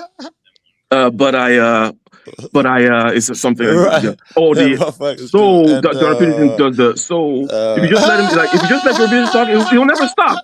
It's like you say, okay, well, Jordan, how was the weather? Oh, it was great. And I did today. I walked past the bridge and the soul. And it's like, bro. I want to highlight some comments from the chat. Nude Guru says dishonesty is the core issue, arguably the root of all disease. And I wanted to address this too. Shameless Elegant says, back to my first point, if I was a business owner, I would have to put all the capital I own at risk. If something happens, my entire life is going to be destroyed. I got to push back on this a little bit. Most business owners use other people's money. Also, if you lost all your capital, you'd be an employee. That's a great point. That the system is built to use other people's money now in order to achieve these differences. Yeah, the risk reward myth you've been taught is a myth. The employee risks far more than the business owner, because they all live paycheck to paycheck. I can't even tell my boss the truth, even if it's better for even if it would help him make money. Right. He doesn't want to hear what I have to say. And you don't want to risk. Right, mere offense can mean I'm living under a bridge. Right. And also one more comment right here. I have less pushback for this philosophy. If you really agree with this, then we're having an entirely different conversation, and the consideration of others kind of goes out the window. The problem is that this system is built in a certain way that makes it difficult to support yourself using your mere ability. You have to have a talent that is marketable, and you have to have the mentality and the temperament to interact with the systems of provision, which are effeminate, in my opinion. So you're kind of fucking men in the ass and turning them into women simply so that they don't have to live under a bridge. And I just want to underpin the point with this. Me personally, if I wasn't able to provide for myself with means that are outside of the system, I would get a gun and rob. That's Josh, by the way, for anybody who doesn't know. I would do a home invasion on Josh and steal all his wife's jewelry and Vietnam? shit. Yes, 100%. It'd be easier to get away with in Vietnam. You would go just get a plane ticket or a slow boat. Would you do the boat? No, I'd be in Vietnam with him. Oh, I got you. Which is a communist country, by the way. So let that little detail that the pure you should die if you can't take care of yourself guy chose to raise his family in a communist country. I mean, we'll leave that's ad hominem as far as I'm concerned. Right? So, yeah, that's interesting. Huh. Okay. There are all sorts of ways to provide for yourself, and including taking from motherfuckers who already have it. I'm just saying, if And- anything goes, right? And we're not concerned about the welfare of this or that, and you just the right might makes right, and ruthlessness and psychopathy rule the day, and it's whoever can get whatever they can get. Don't forget that works both ways, buddy. Don't forget it works both ways. Yeah, If might you doesn't could- make right. Might just makes. If you could settle for less, you could be more honest with yourself and the people around you and stuff, right? If you could, let's say Guru was willing to settle for less in the terms of less. You know, the nigga probably got more than a bunch of us. Probably more than me. I'm sure he's got more than I do. Yeah. But he doesn't need the Jaguar and the so and so. He doesn't need that shit.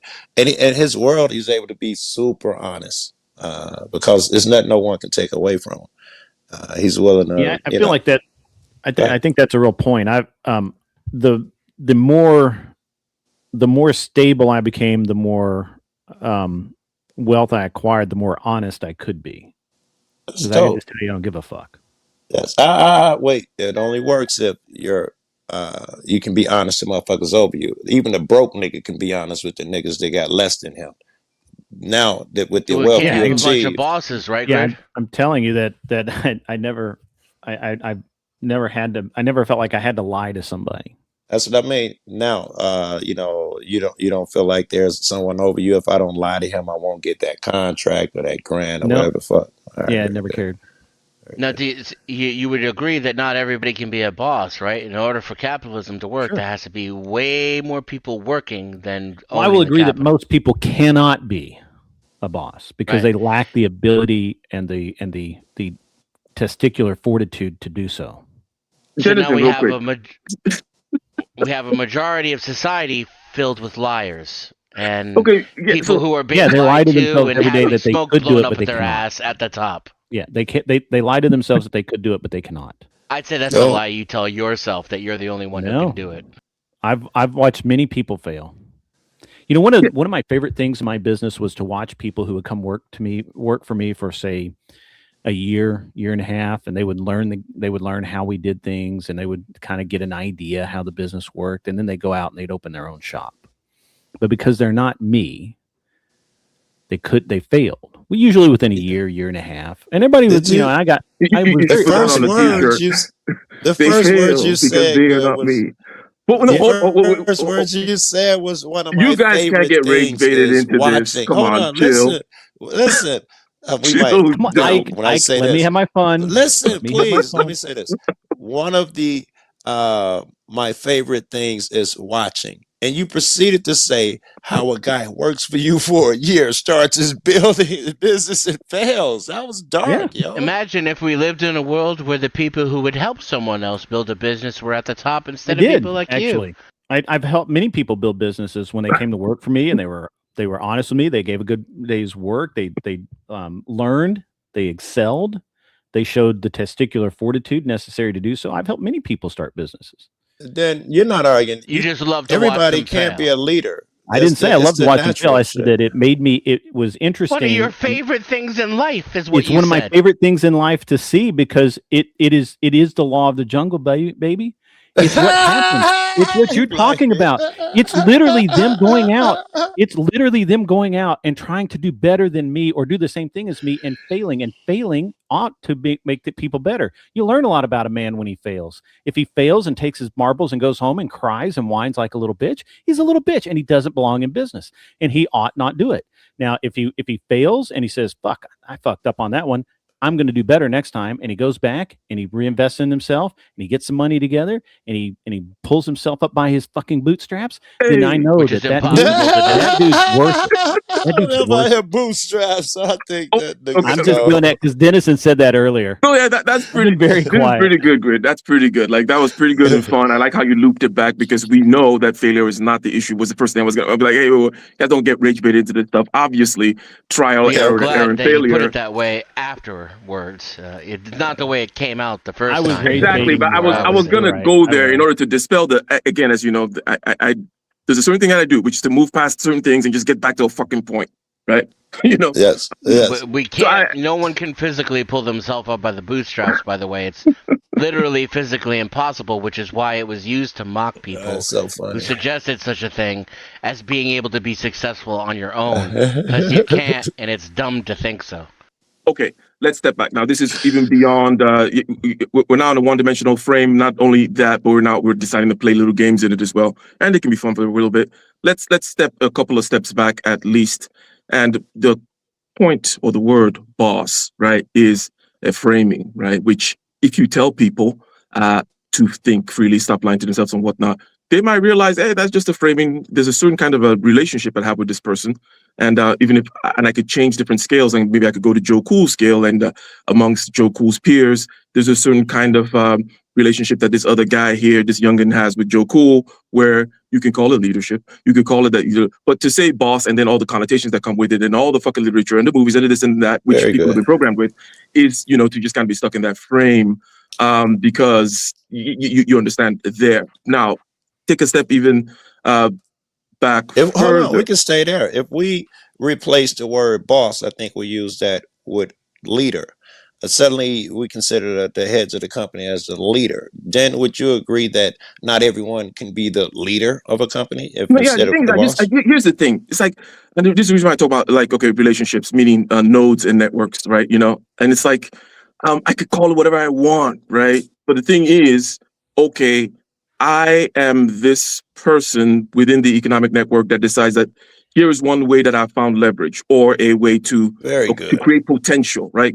Yes. That to suck, it's you can think about it like electric potential of voltage, or gravitational potential, or leverage, or whatever, or thermal potential, heat and cold. So if something flows, this thing flows, this human energy flow. Okay, cool. I'm going to try to plug some other people in voluntarily, right? They say, hey, this person over here, do you want to get plugged into this because I need your little service over here? Okay, cool. Now this person has a relationship with me in a certain way, which he has agreed to. This thing of, I'm the boss, or blah, but it's like, that's kind of like my pipeline. Whose pipeline really is it? I saw this thing in economic space. I saw this potential, right? Gravitational potential, heat potential. Like, okay, cool. Let me go over there. I do bam, bam, bam, bam. And then I move on. And 10 years ago, I wasn't doing that. It was a different kind of a thing. So this doesn't take anything away from, obviously, Dennis's point, whereby after we stop lying to ourselves, at least probably step zero is for people to see, this is not deprogramming here regarding like, hey, you guys in nodes in the network with certain relationships with each other. And if first somebody has fed to you that this is called the boss and your heart rate should go up. This is how Dennis feels. This is why he hates so much and believes that the guy carrying the food is just as important as the guy who runs the company. You're right in line with Dennis's thinking. This is not anti-Dennis. Of course it's not, right? Yeah.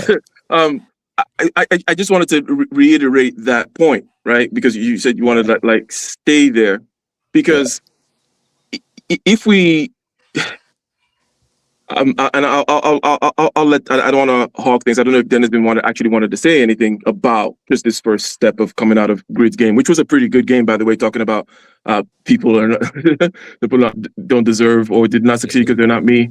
But go ahead, Dennis. No, I was listening. Okay. I didn't, and I was actually paying attention. I didn't hear a question posed. Yeah. No, this time it wasn't even an attempt at a statement which disguised as a question. I was thinking some things actually, though, while you were talking. Because of the dynamic that was created between the three of you. Like, I'm not against leaders, right? The problem is that we have bosses who don't do shit and are paid like leaders. And somehow the leader is, I'm supposed to believe, 2,000 times more important than the dude doing the actual work. Right. So, like, if we lived in a society where leaders were valued and encouraged and rewarded, but everybody who actually built the thing and did the thing was also, and they weren't exploited for the boss who does none of the things, then I wouldn't be here having this conversation, right? So... we're put into these false dichotomies where it's like, it's either, like the dude, the immigrant who got here yesterday who can't even speak English, but he knows how to tighten a bolt is running the entire economy, or I get to pick some fat cigar smoking asshole who unlike Grid, didn't build his own company and Right. didn't work with the men in the shop, right? He just Right. it was somebody else's idea. He fucking inherited the goddamn company from his brother who died, right? Like, you know what I'm Hired saying? by Like, this some is headhunter yeah. somewhere, overpaid $30 million a year. You know. Right. And then Well, I and then mean, he in had and then he fairness- pays a Grid to hold it all together, right? Right. Because He it's, pays a bunch you know of what I mean? grids to hold it He together. wouldn't know his ass from his elbow in the fucking shop. And this guy's making 20 times as much as Grid makes, and Grid Yeah. makes 10 times as much as the guy holding the Yeah. wrench. Yeah. That's what So- and it's unsustainable, by the way. It's not a We matter agree. like aesthetics aside. Right. We agree. Yeah. So it's interesting that you Also, that I've you say owned that. several companies, and my employees did not work for free. I always gave them the lion's share of the profit because it was more than enough to go around for everyone. Continue. Okay. Sorry. Yeah, so it's interesting you say that because right now I'm in the process of looking at another company to buy. It's an aviation maintenance facility in North Carolina, and going through their books is freaking hilarious right now because I can tell that they own 3 businesses on the same airfield, and it looks like with this one that they were basically trying to pay 0 taxes, and there's a lot of to me it looks like there's quite a bit of manipulation going on. Of the books. So I got to actually go fly there and see what the real deal is. That's interesting. But what's really interesting is that they have 2 employees, and those employees make roughly.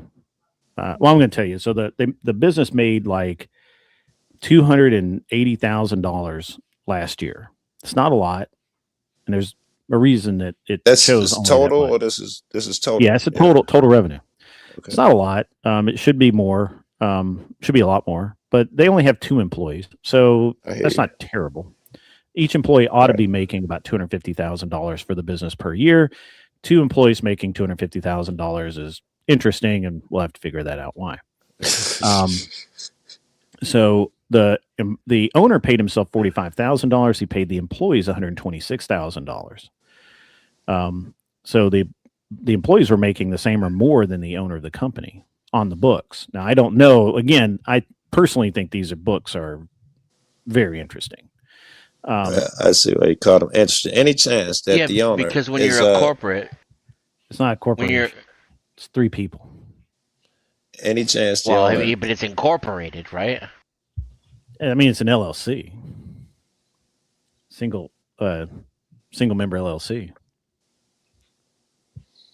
any chance that the boss is he's just getting his company started and he's putting everything back in the business, and he believes that these 2 employees are so worthy and such an integral part, and he loves them for some reason, No. that he is making no chance of that shit happening. Now, what he's doing is that he knows if he pays himself $45,000 a year, that when it comes down to do comes time to file his taxes, that's the bare Yeah. minimum that he has to pay, and he'll pay almost nothing on his income taxes, and he That's might more even get a logical, refund right? on it. And it's simply, in my opinion, looking at these books, my opinion is they're not cooked, but they're certainly manipulated. So that the owner Well, is my having next to pay question himself is: you think the other 2 guys are in on it? If he cooked the books and said he gave them this, they better Yeah, be I'm sure that they're driving getting. Dodge I'm Chargers. almost Okay. certain. All right, again, 2 employees, each one ought to be earning the company, and this is a busy bit. This is not a slow business. It's they have work waiting. So 2 employees ought to be charging about $300,000 a year or more. Well, closer to 500,000. Let's just The call business it. you Call it said 500. only made a couple $100,000, right? Yeah, they made about 280, 270, something like that. I'll have to go look at the exact number, but We're it was really under getting 300. granular now. It was under 300. So when I look at the books and I look at what they're reporting they made, I have my immediate thought is they're paying them under the table. They're paying them in cash somewhere, and the cash is not making it onto the books. And there's a couple of reasons that could be a real problem with the FAA and a bunch of there's issues that could be happening there. But so I got to be really careful here. But it's interesting to me because if you just looked at the books, you would say, "Wow, that's a really good owner. He's paying himself less than either." You would say, how does these guys, they 100 and some thousand a piece, they making $250,000 plus his 45, that leaves him $10,000 to buy all of his shit. That's what I'm $9,000 thinking. what they said they spent on parts. Jeez, that just don't sound right. What about the lights and all of this shit? Yeah, it's not right. No, he paid his employees roughly $60,000 a year. There's $120,000 total in it. That makes sense. That makes more sense. Yeah. $120,000 total in payroll, and I know that they only have 2 employees. Right. I dig it. If we're talking about sole proprietorships where the owner pays his employees more than what he makes, then I'm not even talking about that, you know? Yeah. Yeah. And if you're going to argue that that's the majority of businesses, it's I think not a single business that I've ever worked for in my life. I'm saying that more than likely he's paying himself far more than that, but on the books he's only showing. Right. So that would be the corporation. I'm not sure how it would work in an LLC structure. I've only been Corp A and Corp C in my life, and from what I know about LLC, it's probably not. I know they think you pay yourself a salary with LLC, but let's say you had a pass through, then you would hire yourself as an employee, like say president or CEO or manager or something, and then give yourself a salary, and then that's what you would earn and pay taxes on, and the Corp A would shield you from the taxes that you reinvest or used on expenses. Now, that means that the really nice boat that you go fishing on and the Cadillac that your wife drives are all owned by the company, right? Well, that's a different. Yeah, that's There's I don't think there's any of that. And in a C, the only difference is you'd be double taxed, right? So you'd have to pay taxes on your 45K. You could keep the rest as profit, right? But then you'd have to pay 20% on that, and by the time your account was done, so maybe 5 or 10%, or maybe even So get a wash with some losses and some charities. I don't have a problem with the people trying to keep as much money as they make away from the government. I really don't. I have a problem with like things that seem fishy, especially when I'm looking into things. What's his name? RT Moo says sounds like breach of confidentiality. I mean, it would be if I told you who it was, and things like that. Wasn't just randomly talking about it. Yeah, I'm randomly talking about a business. Like it could be a shirt maker in Hong Kong, but it could be totally making this shit up. But it's interesting because I think that there's I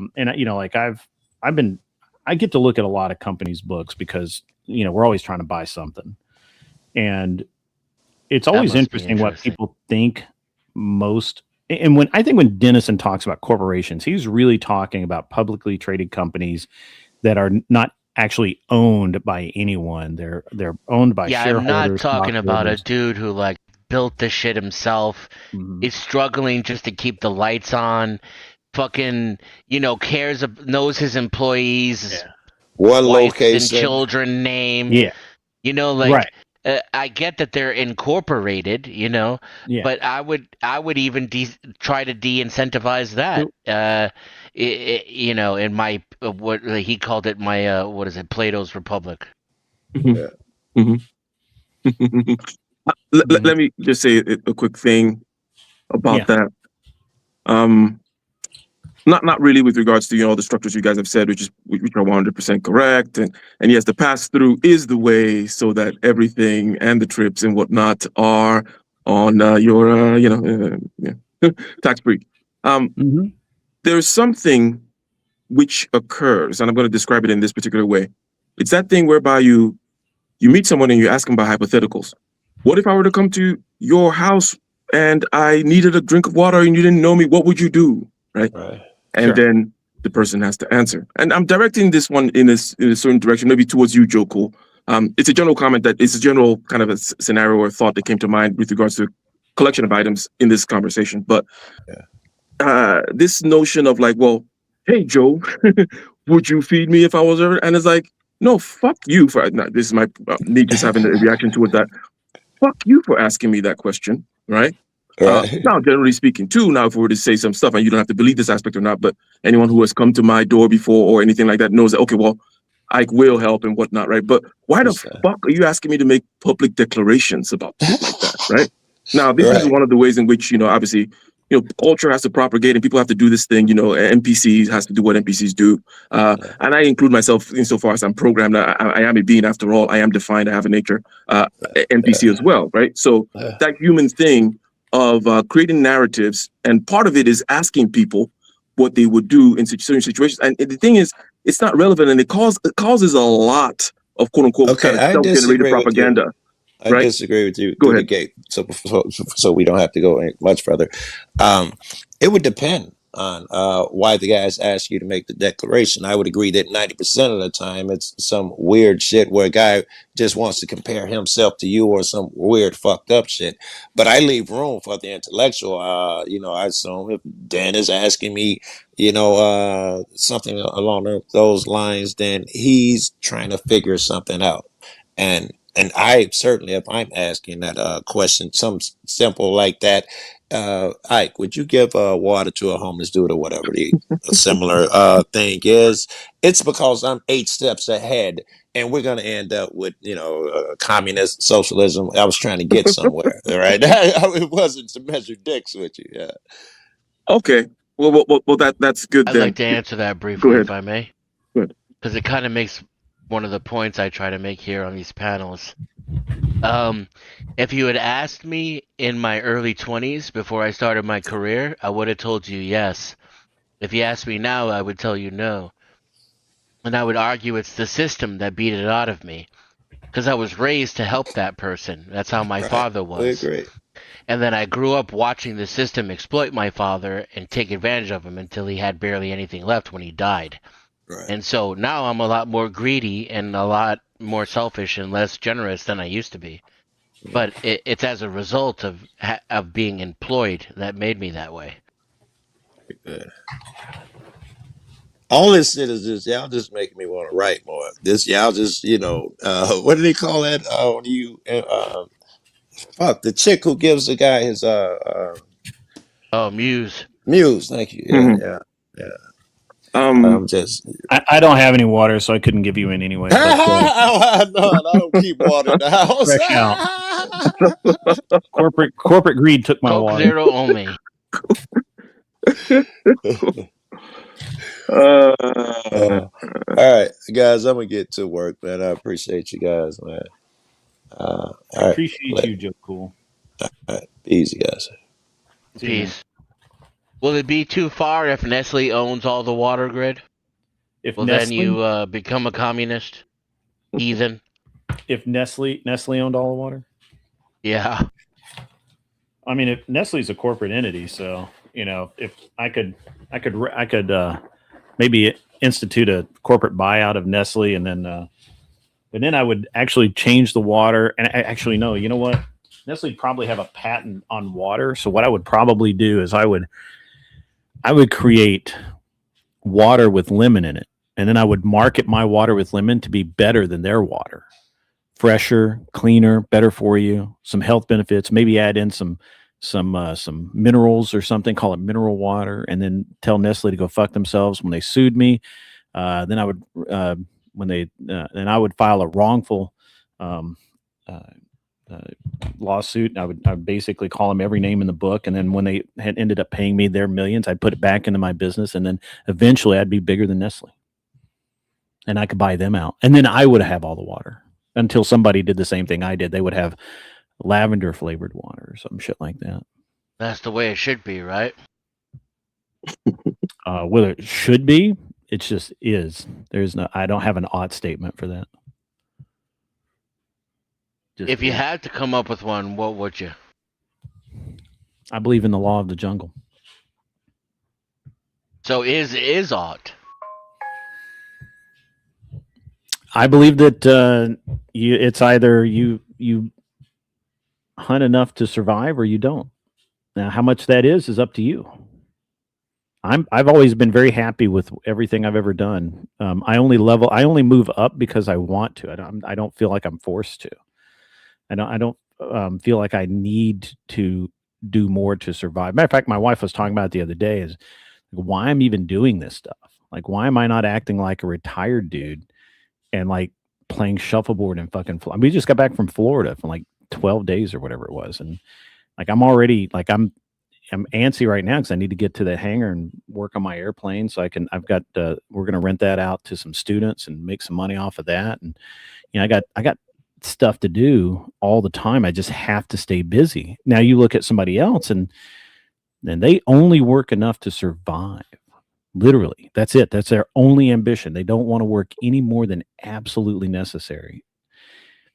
And I can't explain that. I can't explain that beyond that. That's just human nature. That's just who people are. And if you're asking me if everybody ought be corporate giants, no, I don't think so, because I don't think everybody can be. I believe that it would be. It's a really weird, fallacious argument to say that we all ought be the same or have the same opportunities. I think that that's weird. I don't know where we get to that.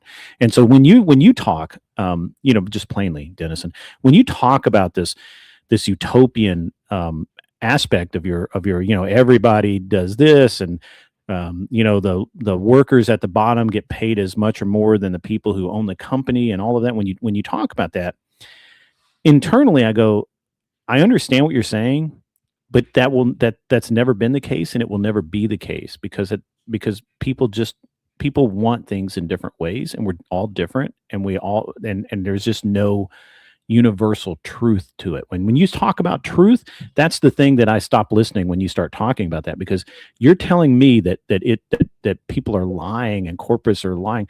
No, there is no universal truth.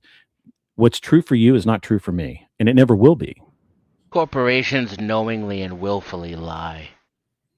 Sure. And so I don't know who you're trying to trick here with so this do shit, me or thieves, you. so do murderers, so do many people. They're all bad. Yeah, except it's legal in the United States, and they're not held accountable for it. And people Doctors like lie you to people go out in public and argue in lie to favor people of every it. day. You say Doctors that it's how lie to it's people always every day. been. Car It's salesmen always lie to going to people be every that day. way. It's You say that perfectly it's legal for a car Go salesman ahead. to tell you You that this is finish the car you your want. interruption. Go ahead. Let me know when you're done. You're fixated on this lie part of it. And I'm not it's fixing it on legal anything. to I'm trying to lie. have a conversation. You keep talking over me. So I need you to Okay. let me know when you're done so I can finish go what I ahead, was go ahead. saying before you started talking. Go ahead. Yeah, so corporations are encouraged to lie in our system. They're rewarded for it. They're given more wealth and more power and more influence. And they shape our society. And you say that it ought to be that way. People like you come out in public and advocate for it. It's always been that way. It's always going to be that way. There's no use in even trying to do it another way because people are different. That's your argument. That makes no sense to me. What are they lying about, Dennison? Are you familiar with the corporations who created Teflon? No, I want the give me the whole specific example. I'm going to give you I'm going to give you some low-hanging fruit that comes straight to mind. I mean, obviously, you are a very listen, Grid. I know you well enough. You're a smart person. You're debate blowing me right now, and under other circumstances, it would seriously piss me off. But I'm kind of vibe right now. I'm chilling, right? Good. So I'm not going to get super triggered by the fact that I know you know the answer to that question. Because I got to tell you, and I want to get too far off on this stuff, like Ike is right. But it's really fucking insulting what you're doing right now. It really is, right? You're treating me like a baby because you know exactly what I'm talking about. So, to answer your question, low-hanging fruit, are you familiar with the company that created and marketed Teflon? DuPont? And how they were caught lying about poisoning and killing people. Yeah, I'm sure deliberately. They were caught lying, yeah. Okay, so there's the kind Actually, of more that's just alpha. it's just a very small example of what happens on a global scale all day, every day. And this is what I'm talking about. Though DuPont still exists, it's still an extremely powerful and wealthy company. Were they not punished for that? Didn't they lose a bunch of lawsuits and pay millions and millions of dollars? Yeah, they eventually they got sued and lost nothing because they're still in business, wealthy and powerful. They did lose something. They lost a lot of money. Which means nothing to DuPont. It's nothing. It's like if I lose some of my pee. I don't think I don't care what company you are. You lose millions of dollars. It means something. No, it doesn't. It literally doesn't mean anything to a company that makes hundreds of billions of dollars.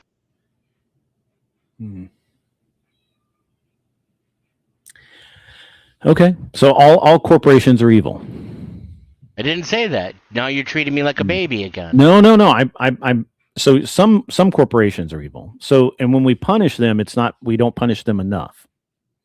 I think you're leaning back into having a conversation, but you're still treating me like a baby, or you didn't listen to what I was saying. I'm really not because I'm really not. We encourage and reward lying. Okay, I'm going to counter this. I'm really not trying to piss you off here, but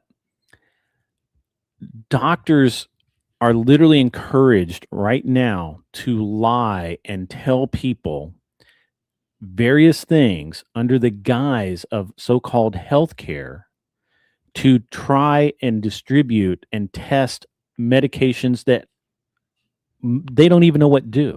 Literally, you will be prescribed.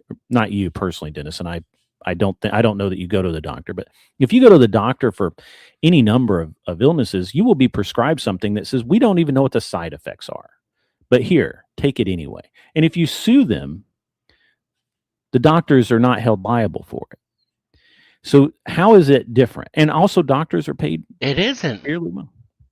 So okay, so all right. This is how I know how fucking intelligent you are. You know the real world. But when you get into a panel with me, you pretend like you're in favor of, the lion just being able to eat everybody. That you pretend like you think the lion should just be able to eat everything in his sight. And that's how we should run our fucking human society. So if you're going to, I'm trying to have a discussion with you, Dennis, and that's interesting to me because, and kind of, I'm exploring kind of where you go with this, because literally I see in everything I see lying, right? Like in government, I see in basically everything. I don't know, and the idea, and I guess where I'm going to end up with this, I'm just going to cut to the end, is that when you talk to me about how you think that with the corporations, if we got rid of the corporations and you did all the things that you said do, you paid the lower guys more, you paid these guys more, and the owner made less, or the managers made less, or whatever. I think ultimately it doesn't change anything because the lying is still going to happen. It's no more. It's not more honest. You reversed my solution. You flipped it on its head. Okay, I told you I don't give a fuck who pays what or who owns shit. We should start with not lying to each other. That was my only fucking prescription. And when you challenged me that it was even possible, I brought up your family. Sure. You don't lie to your kids, right? And in the way that you do lie to your kids is tradition, like Santa Claus and the Tooth Fairy. And I would argue we don't do that shit either, because that's what starts it. This is our whole fucking society is based on lying to ourselves and lying to one another. And I have this weird nagging suspicion that honesty works better. Okay. And that's why when we're literally trying to take from the other guy to make sure I've got enough for me and my own, I lie to him. I agree with you. But when I give it to my own, I don't lie. I tell the truth to my own. I agree with you on that more than you know, because my preference is always brutal honesty, right? Like if somebody does a good job, I think they should be told they're doing a good job. If they do a bad job, I fully expect someone to tell them that they're doing a bad job. And I expect them to be able to take it. So we're in full agreement on the honesty issue. Where I think we're diverging is that you were saying that a mindless thing like a corporation lies more than or in a more harmful fashion than a smaller business. Effectively, you're saying this. You did not actually come out and say this, so I know you're going to correct me, but you didn't actually come out and say this. Lies more than I was about a to correct you, but I family-run think you're business. right. Yeah, Sorry? I think yeah. I was about to correct you, but I think you're actually steering it right into something that is what I would So say. you're basically saying that the corporations lie, a nameless, faceless entity with no real motivation to lie in and of itself, lies more than a smaller company that actually absolutely has, in many cases, a reason to lie to their employees, to their shareholders, to whoever. And what I'm hearing is that you think that that's inherent, that you can't have it any other way. Am I wrong about that? I think given the current system, it's structured to incentivize exploitation, and exploitation is more successful with deceit. So the business owner who tells the truth and operates honestly will inherently be less successful in quotation marks, right? Than the large corporation. And corporations aren't mindless. They're run by people. The people at the head are the most greedy and dishonest out of all the people. That's how they got there, right? Because they're more willing to break norms and take advantage of other people. Where other people say, you know, I just can't do that. It's just too cruel. It's too mean. This guy's already past them. He's around the corner and he's stepping on skulls the whole way. That's how he gets to the top. So now you got a group of them at the top making all the decisions, and it creates a culture and a motto and like a banner for the rest of the employees to get behind. And that culture is top down, and it's corrupt and exploitative at its core. Let me get in here 1 second. Say we got a 15-minute warning before the end of the show. I didn't want to interrupt, but 15 minutes until the end of the show. Unless you want to buy an extension, I'm enjoying this conversation. So, and I think I would have preferred the cleavage wars conversation more, but. Okay. I just want to hit real quick before I forget. Sorry, OG. This is I'm talking out of turn as I say this, but I don't want to forget. This is a reoccurring theme here. Grid is not the people I'm talking about, but yet I tell you, in his bones, he identifies with them, right? Like this is part of the problem. Well, it's not a question of identifying with them. I'm a believer to a large degree that you can't, because I did, right? I came from nothing, I became something, and I'm continuing to build even though I don't have to. I don't know if that's dishonest of me, that even though I don't have to, I don't really have to do anything in life but be white and die. I still every day get up trying to enhance my wealth. And I think that that's something that maybe is hard for some people to understand. I don't wake up in the morning and think, oh, what a glorious day. I'm going to go out and I'm going to sit in the garden and have my coffee. I wake up in the morning and my first thought is, hey, there's my wife, cuddle. My second thought, there's my kids, pat them on the head. Usually my third, fourth, fifth thoughts are, what can I do today to make more money? Maybe not in that context, but that's exactly what I'm trying to do. And that's my nature to some degree, and it not necessarily make more money. I'm being a little bit tongue in cheek there, but to ensure my wealth, to continue to grow, my ability to do things in life, and I can't speak for anyone else's motivations, but my motivation is purely selfish in that I want my family to be awesome. I want my kids to have every advantage possible in life. I want I want to be the best I can be at the end of the day. And so it's purely This is- selfish. I will 100% tell you, I Denison. don't have a problem with selfishness. My problem is when we drill down into your statements, you don't give a fuck about money or wealth, right? You're talking about your kid's future. This is what I'm trying to get at. So, like, the system is what tells you wealth is how you ensure your child's best future, not any inherent reality. It's like, why is money equal to health in this environment, right? It certainly doesn't rearrange your genetics. It doesn't remove the secondhand smoke that your parents exposed you to. It doesn't change your diet. It's because you have to be rich to pay the best person in order to get the best health care. That's structural, right? That's not natural. It's structural. And there are people who, on the other hand, only care about accumulation. They have no kids. They're only driven to accumulate. Now, maybe you are one of those people. Like I said earlier, I would find a place for you in our society. People who are just driven by drive. But I suspect you're not. I suspect you love your family, and that you're in an environment in which that behavior that you are engaging in protects and provides for what you actually care about. This is what I believe, right? Now, I could be wrong. You could be one of these ruthless, cold, calculating motherfuckers who's only that way because you were born that way. And that's fine.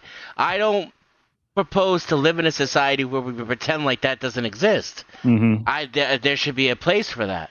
I just think that if you are one of those people, you shouldn't be allowed to go out into the world unleashed, and that we create environments and structures and tax incentives and economies to support and endorse your behavior to the point where you can control borders because of how much greed you have. That's it's interesting. So my motivation is really simple. I was poor, and I never want to be poor again. That it is literally that simple. I know that I can be poor, right? But I don't want and you're right. That is mostly because I know what it's like to be poor. I never want my kids to know what it was like to be poor. So pretty good. I wanted to just harp on a couple of points here that was made, and I know that this was during another mini game that just happened here, but for the last minute or two, right? Regarding corporations, for example, and their motivations and reasons to lie. The fewer incentives you have, like the fewer directives that you have, the more pragmatic, therefore, you are with regards to all other kinds of concerns, then the more lies are going to come out of that situation. But forget that. Just let's just say no one is particularly prone to lie more than generally distributed amongst human beings, meaning between large companies and small companies, they lie equally. Still, there is a difference between large and small. And this is not a question of like, okay, I'll kill the small or do something to the large.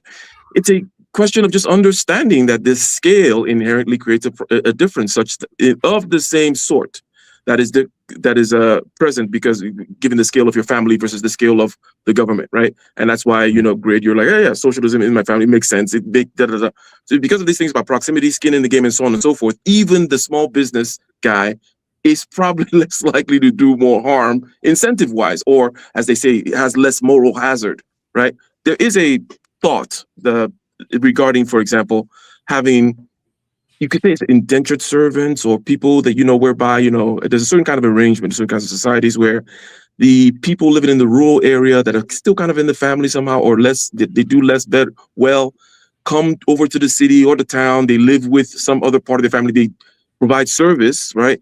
And as a result, or in turn, that extended family provides them with opportunity and so on, right? So you have a chauffeur, you have this and that, and that, we understand these kinds of systems exist in different places.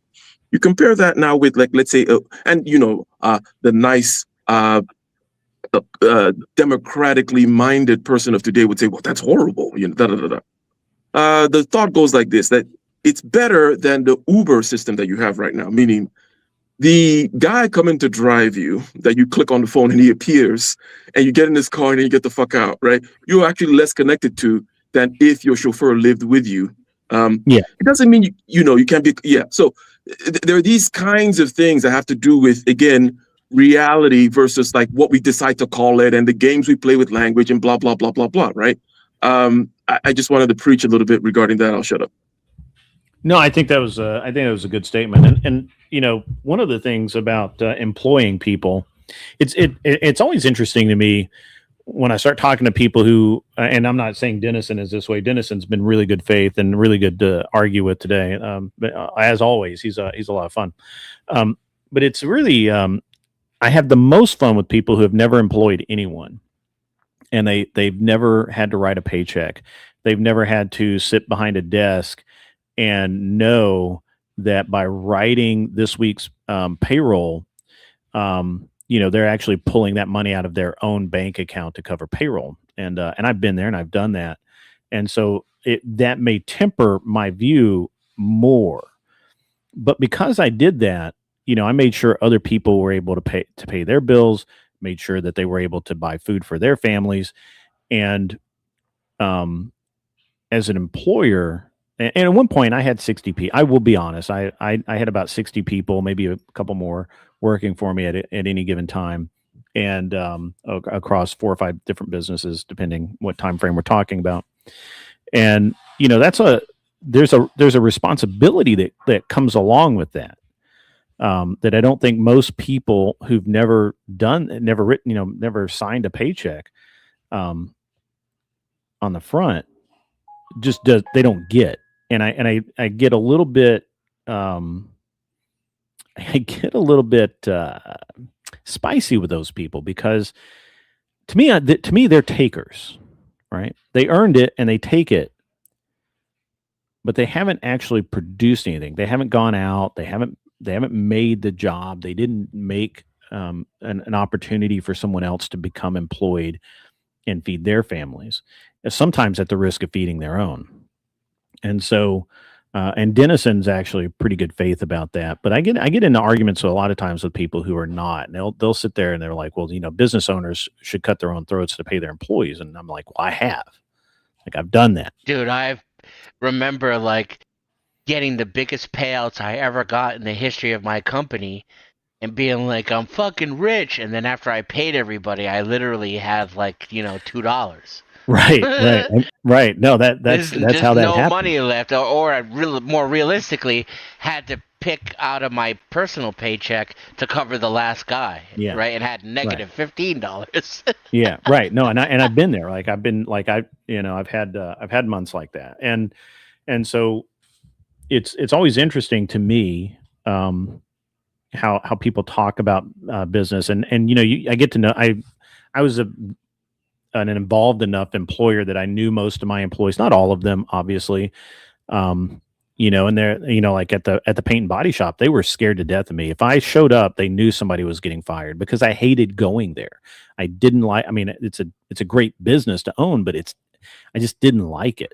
And I much prefer to spend my time in the race shop or in the tuning shop, or, one of those two places. And so if I had to go over to the paint and body shop, because I had very good staff running that place, if I had to go over there, somebody was getting fired, and more than likely, or there was a problem. And so there's that aspect too, that people just don't understand.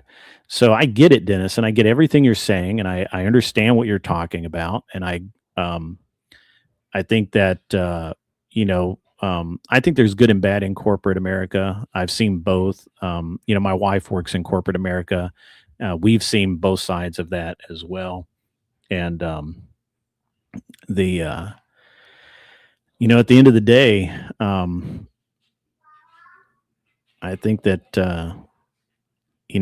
there are people out there that are employers and will provide jobs and build things, and there are people out there who are employees. And I think most of the problem, my experience has been, most of the time when I deal with corporations, it's employees that give me problems, not owners, not the president of the company. It's always employees, people who are just trying to protect their paycheck at all cost. and they will run you right over, and they will lie to their boss. They will lie to management. They will lie to anyone so that their livelihood's not endangered. And that's been my experience. I agree. I'm just trying to get people to see that it's the relationship with their boss that incentivizes them to do that. And that the fact that there is an employer and an employee, and that the employer isn't just called something else and is part of the rest of the team, is because of the structure. It's the system we have. And I would argue that system was set up by employers, right? So it's no fucking coincidence. The employers amassed a bunch of wealth and power, and then they created a system to make sure that they could never lose it, and that it would continue to incentivize all of the resources going to them in perpetuity because they're greedy and afraid. And I don't think that that's the best way to run society. And beyond that, because I'm totally with Ike on aesthetics, that the universe is a star dying and wiping out every single species that ever existed in an entire solar system in the matter of minutes. It has no calculation for empathy or charity. These are absurd monkey notions that are ultimately meaningless, utterly meaningless. The universe cares not whether or not you pay your employees properly. But if we're going to structure a society based on values and tell each other a narrative, that narrative can be whatever we want it to be. And but aesthetics aside, I don't think it's sustainable. I think this supersedes my preference, right? I don't think psychopathy into the future will bring us to a type 1 civilization. I think if it's left unchecked, it will ultimately destroy us all, including the people at the top. Dennison, real quick, because I was going to broach this aspect here regarding, cyclical, meaning evolution tends to depend on things living and dying, right? Because there has to be continuity. If it's one thing, it doesn't evolve, right? So unfortunately, now we're talking about civilizations, societies, people, groups, right? And it's a system with a logic of its own. It tends to go up and come down. And you speak of a next phase, let's say like type 1, whereby one could say, well, the system is set up in a particular way, just like an ecosystem is set up for these individuals to kind of do their thing and see if they are fit, quote unquote, enough. In our case, specifically, fitness here will be our social games, right? Our social games, our value games and whatnot. Then such that, okay, well, if it works, then we can progress, but there may be this inability to get to the next phase naturally, let's say, right? This type 1 thing where you run the simulation over and over and over again, they never quite of this kind of the system never quite lives and dies to the point where it crosses this barrier, and then there may be a need for intervention of a certain sort to force it in there. This is just a thought, right? But it's something that, based on last conversation, I had the thought, and also now this thing of the cyclical things rise and fall, and if you get to the point where you get this massive productivity and it starts to lead to less reproductivity, right? That maybe that's the natural thing. It says, okay, well, you guys have had your shot, you've done your thing, you didn't make it, right? It's like reach for the stars, and we're like, okay, cool, efficiency, and then they push efficiency too far, and then you die out, right? So go this particular story, and no one ever figures out that, you get to efficiency at a certain point, and then you turn it, you harness it all and become less efficient. In other words, one, and boom, then you escape. And then maybe the game has to start over again once you get to type 1, maybe because I still think of, because of the naturalistic way in which I'm describing this landscape of evolution or competition or whatnot, that it does need some kind of a living and dying experimentations, if you will, right? So do you think, if I were to then make it a question, that comment on this particular kind of naturalistic, okay, living and dying of societies, and then, maybe you make it up, maybe you don't, what are the chances of actually getting past, and what are your thoughts regarding this kind of intervention? Well, something has to be done. I mean, this particular lifetime right now, I don't think if I do run the experiment, I don't think these motherfuckers, I don't think we ever make it. So either I am down for, no matter how abstractly or to the degree to which I can help, I'm down for some kind of intervention to take us to the next level of civilization. It seems to be crises. That seems to be the intervention, brinksmanship. So we get to the point where we can't sustain the status quo. We're shook from our mental torpor, and then we cooperate just enough to get over that hurdle, and then now there's a new base to which we can, either thrive, corrupt, destroy. This may be where my faith lies. Like Christians would normally argue that even atheists believe things or base their beliefs on faith. And I would argue against that. But this may be where I make a leap of faith, is in the human ability to avoid extinction when it's required. But I would say that I use the past as an example, and the fact that we're here as evidence. So that I think the unsustainability of the current system will be the intervention. And again, this is why I don't advocate for specifics. It's not to avoid the challenge. It's because the specifics I argue for are realism. It's being honest about the cycles. It's being honest about the need for greed, right? Like, we have to be honest about who we are, where we came from, and this will give us a better picture of where we're going. And so, we can create an environment in which it accounts for balance.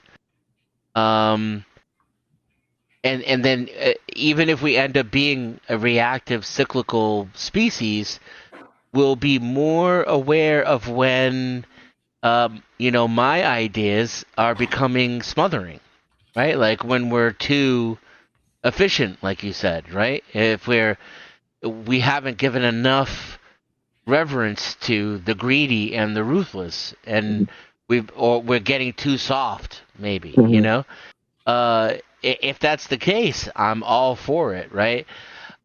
All I can tell is that right now we are not being honest to each other, to ourselves, and we're a species like flopping around aimlessly and purely reactive. And maybe I'm an alien, but then I'm advocating for my kind to take over for a while. Then whatever that species is, just give us 20, 30 years. What could be? You've had 5,000 years. Give us the next 20, 30, and let's see how it happens, right? If shit gets worse, we'll do it. We'll double down on your way. If you give 30 minutes of socialism, whatever the fuck that is, if you give that to us for like 30 years, and things get markedly worse, and we can trace it back to the programs that are being, incorporated, then I will let you eliminate all public funding of everything. You can privatize the whole fucking world, and we'll try that for 30 years. Now, let me say something here regarding the faith thing. I want you to bridge this gap, and there may be no bridge. Maybe they're the same thing. In other words, is what I'm saying. You mentioned that some people talk about, whether you're an atheist or not, that there's an aspect of faith. And then you said something whereby maybe this is where my faith lies. And I like to think of these certain kinds of things as just kind of categories which exist because of the nature of something. So I mentioned in previous conversation, that God is a, metalogical and metaphysical category. And then in this sense, faith is a psychological category. In other words, it's like, and your understanding of it just depends on what level your understanding is going to be varied. So it will make sense that, and I would be arguing here, and then you could bridge the gap between this place here and the place where you disagree with somebody who would make that argument that, oh, even if you're atheist, you're going for a place of faith. Because in this place here, I just see faith as a kind of a thing, just like it's mythological, it's fantastical and whatnot, but it's a category that exists in my mind for whatever fucking reason. I don't have to question it, and neither do I have to have a low level understanding of it or have it control me or whatever. But it seems, no matter how rational, whatever, or even because I'm trying to be rational and whatnot, I see that category there, and I cannot deny it. What are your thoughts? Yes, I think this is it's the point I'm trying to make about capitalism, socialism, welfare, economics, even greed itself, right? That's exactly how I'm trying to get people to think. And my only proposition is that if we think that way, it'll be better. I don't know what it'll look like. Maybe humans will decide how dumb I am and wrong about all the stuff I say. I'm okay with that. I just want us to stop lying to each other and to ourselves. And that doesn't mean the categories go anywhere, right? Like, I know that love is just a chemical reaction in my brain. You know, it's largely controlled by oxytocin, and I'm not any less in love with my girlfriend because I know that it's a chemical reaction in my brain, right? I don't believe in God. I have no.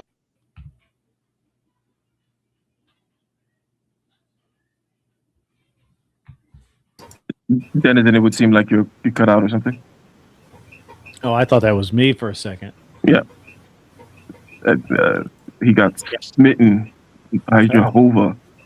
God was like, talk that good shit you want to, boy. Sometimes got to be reminded. Ike, where are you located? I'm sorry. I think this is the first time we've talked. I am all over the place, right? Generally speaking, including both different continents as well. And but East Coast. East Coast, okay. Yeah. I didn't transfer the license from my voice meter to the laptop, and it popped up and told me to pay and cut off my mic. Mm. Corporate greed, damn you! Damn the man. Damn the man. Now we understand. We understand you. I don't know if you guys want me to finish what I was saying. Otherwise, I'm. Yeah, no. Land the plane. You were there talking about the categories and obviously yeah. Go ahead. Let's see. What was I saying? Oh yeah, just because I don't believe in a creator doesn't mean that I can't look up at the sky at night and get goosebumps and feel like the spirit of Jesus take over my entire body. You know what I mean? Like, I can have spiritual experiences without believing in Bronze Age mysticism. And I know that this is a very difficult thing for a lot of people to contemplate because their identity and their beliefs are so fixated on these fairy tales. All I can say is there's the same variety that exists in like employers, employees is the same variety that exists in like blue eyes and brown eyes, and the same thing maybe could be said for atheism and agnosticism. So right now our mode of thinking and operation is out of balance. And maybe I could, soften some of my language because it seems people attribute statements to me that I don't make, and maybe that's the sentiment I'm putting out there. I am disgusted by some of what I see. I can't lie about it. But, maybe I'm not asking for an elimination of everything that you people are like convinced is the only way we can live. I'm just arguing for a rebalancing, reorganization, maybe some restructuring of those categories. Mm-hmm. And by the way, just real quick, there is a look. It is true what you mentioned regarding the difficulty of people to be able to imbibe upon what you mentioned regarding I can have an experience without necessarily having to adopt fully or even partially certain pre-digested narratives that have been given to me. I may even take those narratives and weave them and use them, reappropriate them, if you will, as I see fit. And I also, to my point, can recognize categories which exist, which are based on your level of understanding. And then I acknowledge, finally, of course, my communication chasm, which is I'm not going to talk about God with you if you cannot, if you're not, you get my point, right? So because I'm just like, fuck that shit. I have the same issue. It's part of the same problem of like me saying, why are you coming to ask me? What would you do? Like if it's like, well, if it happens, just wait until it happens, and then you'll see what happens with regards to interacting with me. But on this level of like the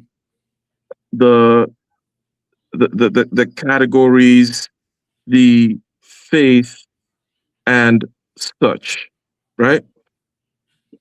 A simple thing to give people when they get confused about it, and I know it doesn't work. I'm just saying that it's a simplistic kind of form. Was when I was speaking with you and Casper the other day, I mentioned something about truth and then fitness. A third axis you can throw on there is meaning, and understanding that these things are orthogonal to each other is important, right? So it's like, yeah, there's no truth about your meaning, Truth could be defined in different ways. Sometimes it's a set of facts, kind of like the correspondence. Does it correspond to a set of facts? It can be kind of like a mathematical truth. It's axiomatic, blah, blah, blah, category theory, set theory, whatever. Da, da, da. Meaning, dude, what the fuck? Why would you even mistake these two, right? And then you have fitness, which is, okay, well, what works? I'm in Mars. What works? I'm in Earth with capitalism. What works? I'm in the jungle with the, These are orthogonal, right? Obviously, then, even it seems so simple. I just wanted to say that regarding that issue, and I'll stop. Yeah, I we agreed that it matters, right? Even if it's just aesthetics, then aesthetics matter. 100%, and that's on that meaning. Because here's the perfect, right? It's one of the things that I tend to lament against. I call it it's just ism, right? So, well, what is this? Oh, it's just a bag of chemicals. Oh, it's just a neurological whatever. Well, it's just which is mixing again these two categories by saying, oh, well, in one way of epistemology, which is the empirical way, I went in and I stuck a needle in here and I looked at some pH stuff, and then I'm somehow taking that as though it would have any relevance or bearing on what is meaningful. You know what I mean? Right. To a person who's existing as a psychological entity, and it's like, what the fuck? You think you've explained away meaning by saying it's the neuron? Anyways, if anything, I've taught you how to create meaning, motherfucker. Jump on the team and come on for the big win. Turns out I can make meaning in a bottle. Why are you not excited? I can make a drink called meaning. Yeah, and this is where our boy. So apparently it is rather scarce now. It's interesting because I'm just going to mention this, and we have certain biases and I'm trying to describe a set of biases that has to do with the things that we take for granted regarding other people, right? We have a certain kind of theory of mind, and we're like, oh well, everyone is like that, right? And there's different directions in which you could go. If you take two directions, one which is like, okay, some kind of a ability to calculate things, kind of raw processing power and whatnot. I've always kind of been, because again, that's not my forte per se, right? I do a little bit of something different, which I call, because the whole point about not disagreeing, for example, right? That's what I'm doing, not in getting into a frame and doing calculations. I'm trying to dissolve and build frames right there in real time, right? So I assume that this calculation type power is scarce. So when I meet other people who are like, "Oh, this person is so dumb," it's like, dude, like, why you gotta? It's like, you don't have to. They don't have to be doing these kind of crazy math in their head, right? But yeah, I stupidly thought that these other things, such as, oh, well, that meaning and truth is orthogonal, and it's all about, what's those other kinds of things which are almost spiritual. I thought that those were a given. Insofar as everyone has subjectivity and a consciousness, that these things don't we all know that, right? Maybe we can't really calculate it, right? Maybe we're not the best at getting the finest level of resolution with regards to this stuff, but we all have subjectivity, don't we? But I've been that's a sack of shit too, apparently. So I am now despondent and disillusioned, Denizen. Okay. All right. I really can't add anything to that.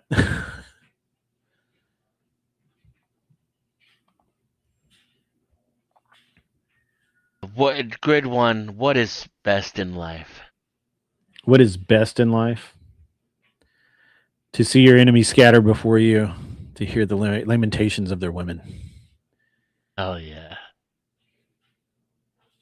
To crush your enemies, to see them driven before you, and to hear the lamentations of their women. That's right. That's right. I'm going to go work on my airplane. It's probably cooled down enough. It's not like 1,000,000 degrees in a hangar. So. Yeah, now that you said that and talked about... He fucked up.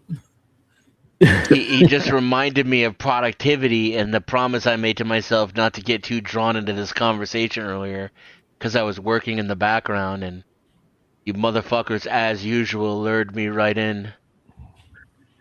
I didn't literally. You jumped in. It was like a swimming pool, and you did a cannonball. Well, I came in like a wrecking ball. To be fair, we are almost 30 minutes past time to end it. So I think you got a dono. Oh shit! I just saw that bad boy come through. Thank you, Isaiah. It says like, sub, support the host and the panel. Thank you, Isaiah. I appreciate it. Thank you very much, Isaiah. See you. I got the $1. Thank you, Isaiah. That's so awesome. Oh wait, have y'all seen the new one? Have y'all seen the new one that I'm working on? I'm trying to figure out. I'm trying to figure out how to edit it properly, but I'll just show y'all the original thing. Like I'm actually trying to I'm trying to find the song to it, because it is better to get the actual song because it cuts out at a weird place. But this is what I'm gonna start playing for when I get large donos, like over $20 donos. I feel like this is the funniest thing ever.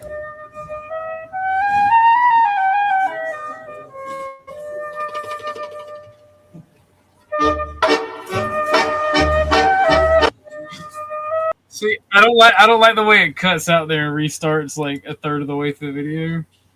So I gotta find the song, the original song.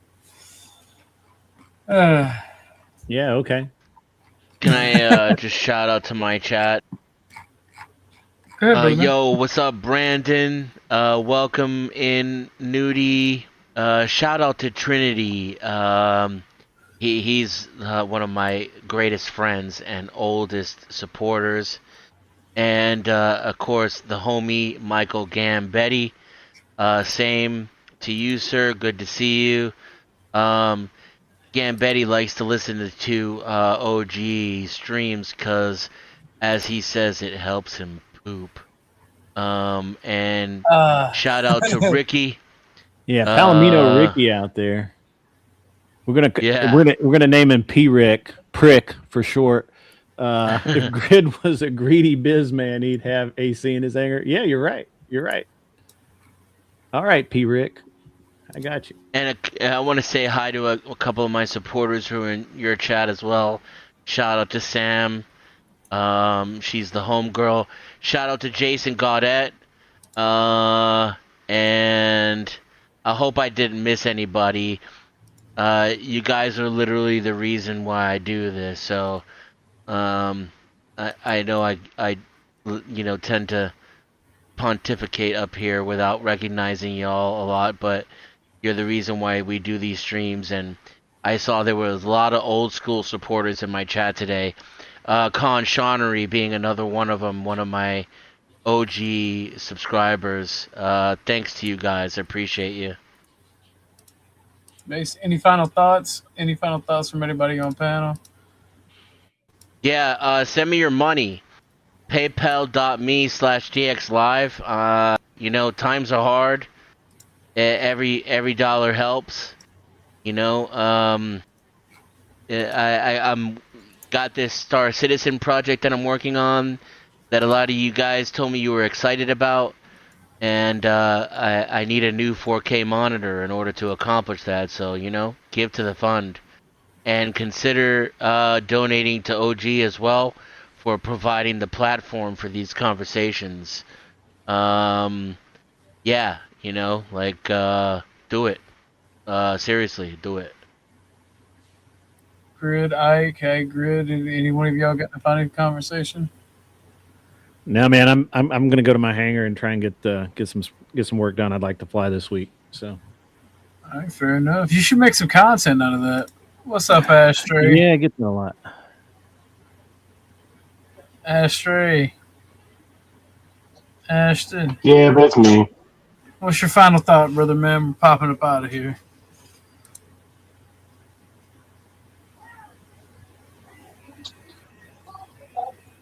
Can y'all hear me? Yeah, we can hear you. Oh, hey, so who wants the grift for some pink hair dye on this head?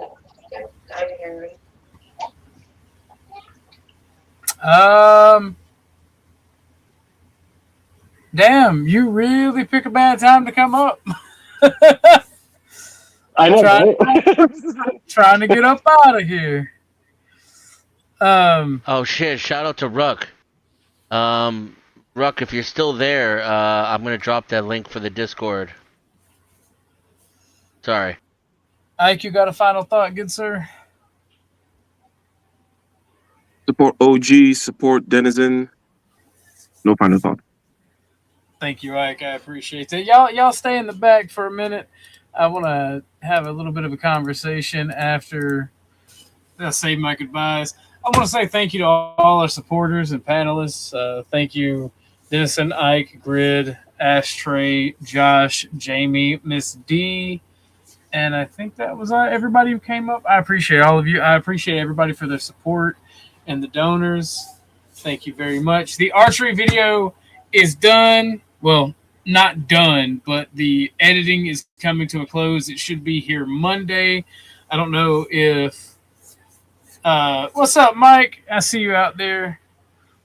But I sent in halfway through this, I sent in my intro and outro to Halted for him to edit it in. The video is almost done. I have some cutesy little video clips of Tucker running during the archery stuff, running in front of the camera, and he has a goofy little run. I also have some stuff where I took him to the pond today, me and the homie. So there will be some Tucker content out today or tomorrow, as well as some members-only Tucker content out. There'll also be that video of Tucker running around, and the archery stuff will be members-only. So y'all get to see that. The archery video will be for everybody for the first day. And then because it was completely sponsored by members after the first day, it'll be moved to members only for all members, regardless of how much they are members for, or no matter what tier of membership, it'll be for all members. But I just want to say I love and appreciate you guys very much. Y'all are awesome. Y'all have supported me and helped me out a lot. And I want to continue to make content, more varied content, as I get better from the stuff I've gone through and my situation improves. And I intend on doing that. I'm already working on that. So I just want to say thank you guys. You guys are awesome. And I appreciate each and every one of you. Because I want to talk to the guys in the back chat for a little bit. And I don't see Miss Mandy Cush or Miss Abby, and they're the ones who really like the outro video. I don't see them. I'm not going to play the full outro video. Tell the people we rated, Orthodox Guy sent you. Much love, everybody. I'll see y'all on the next one. Thank you for coming. Thank you for showing up and showing out.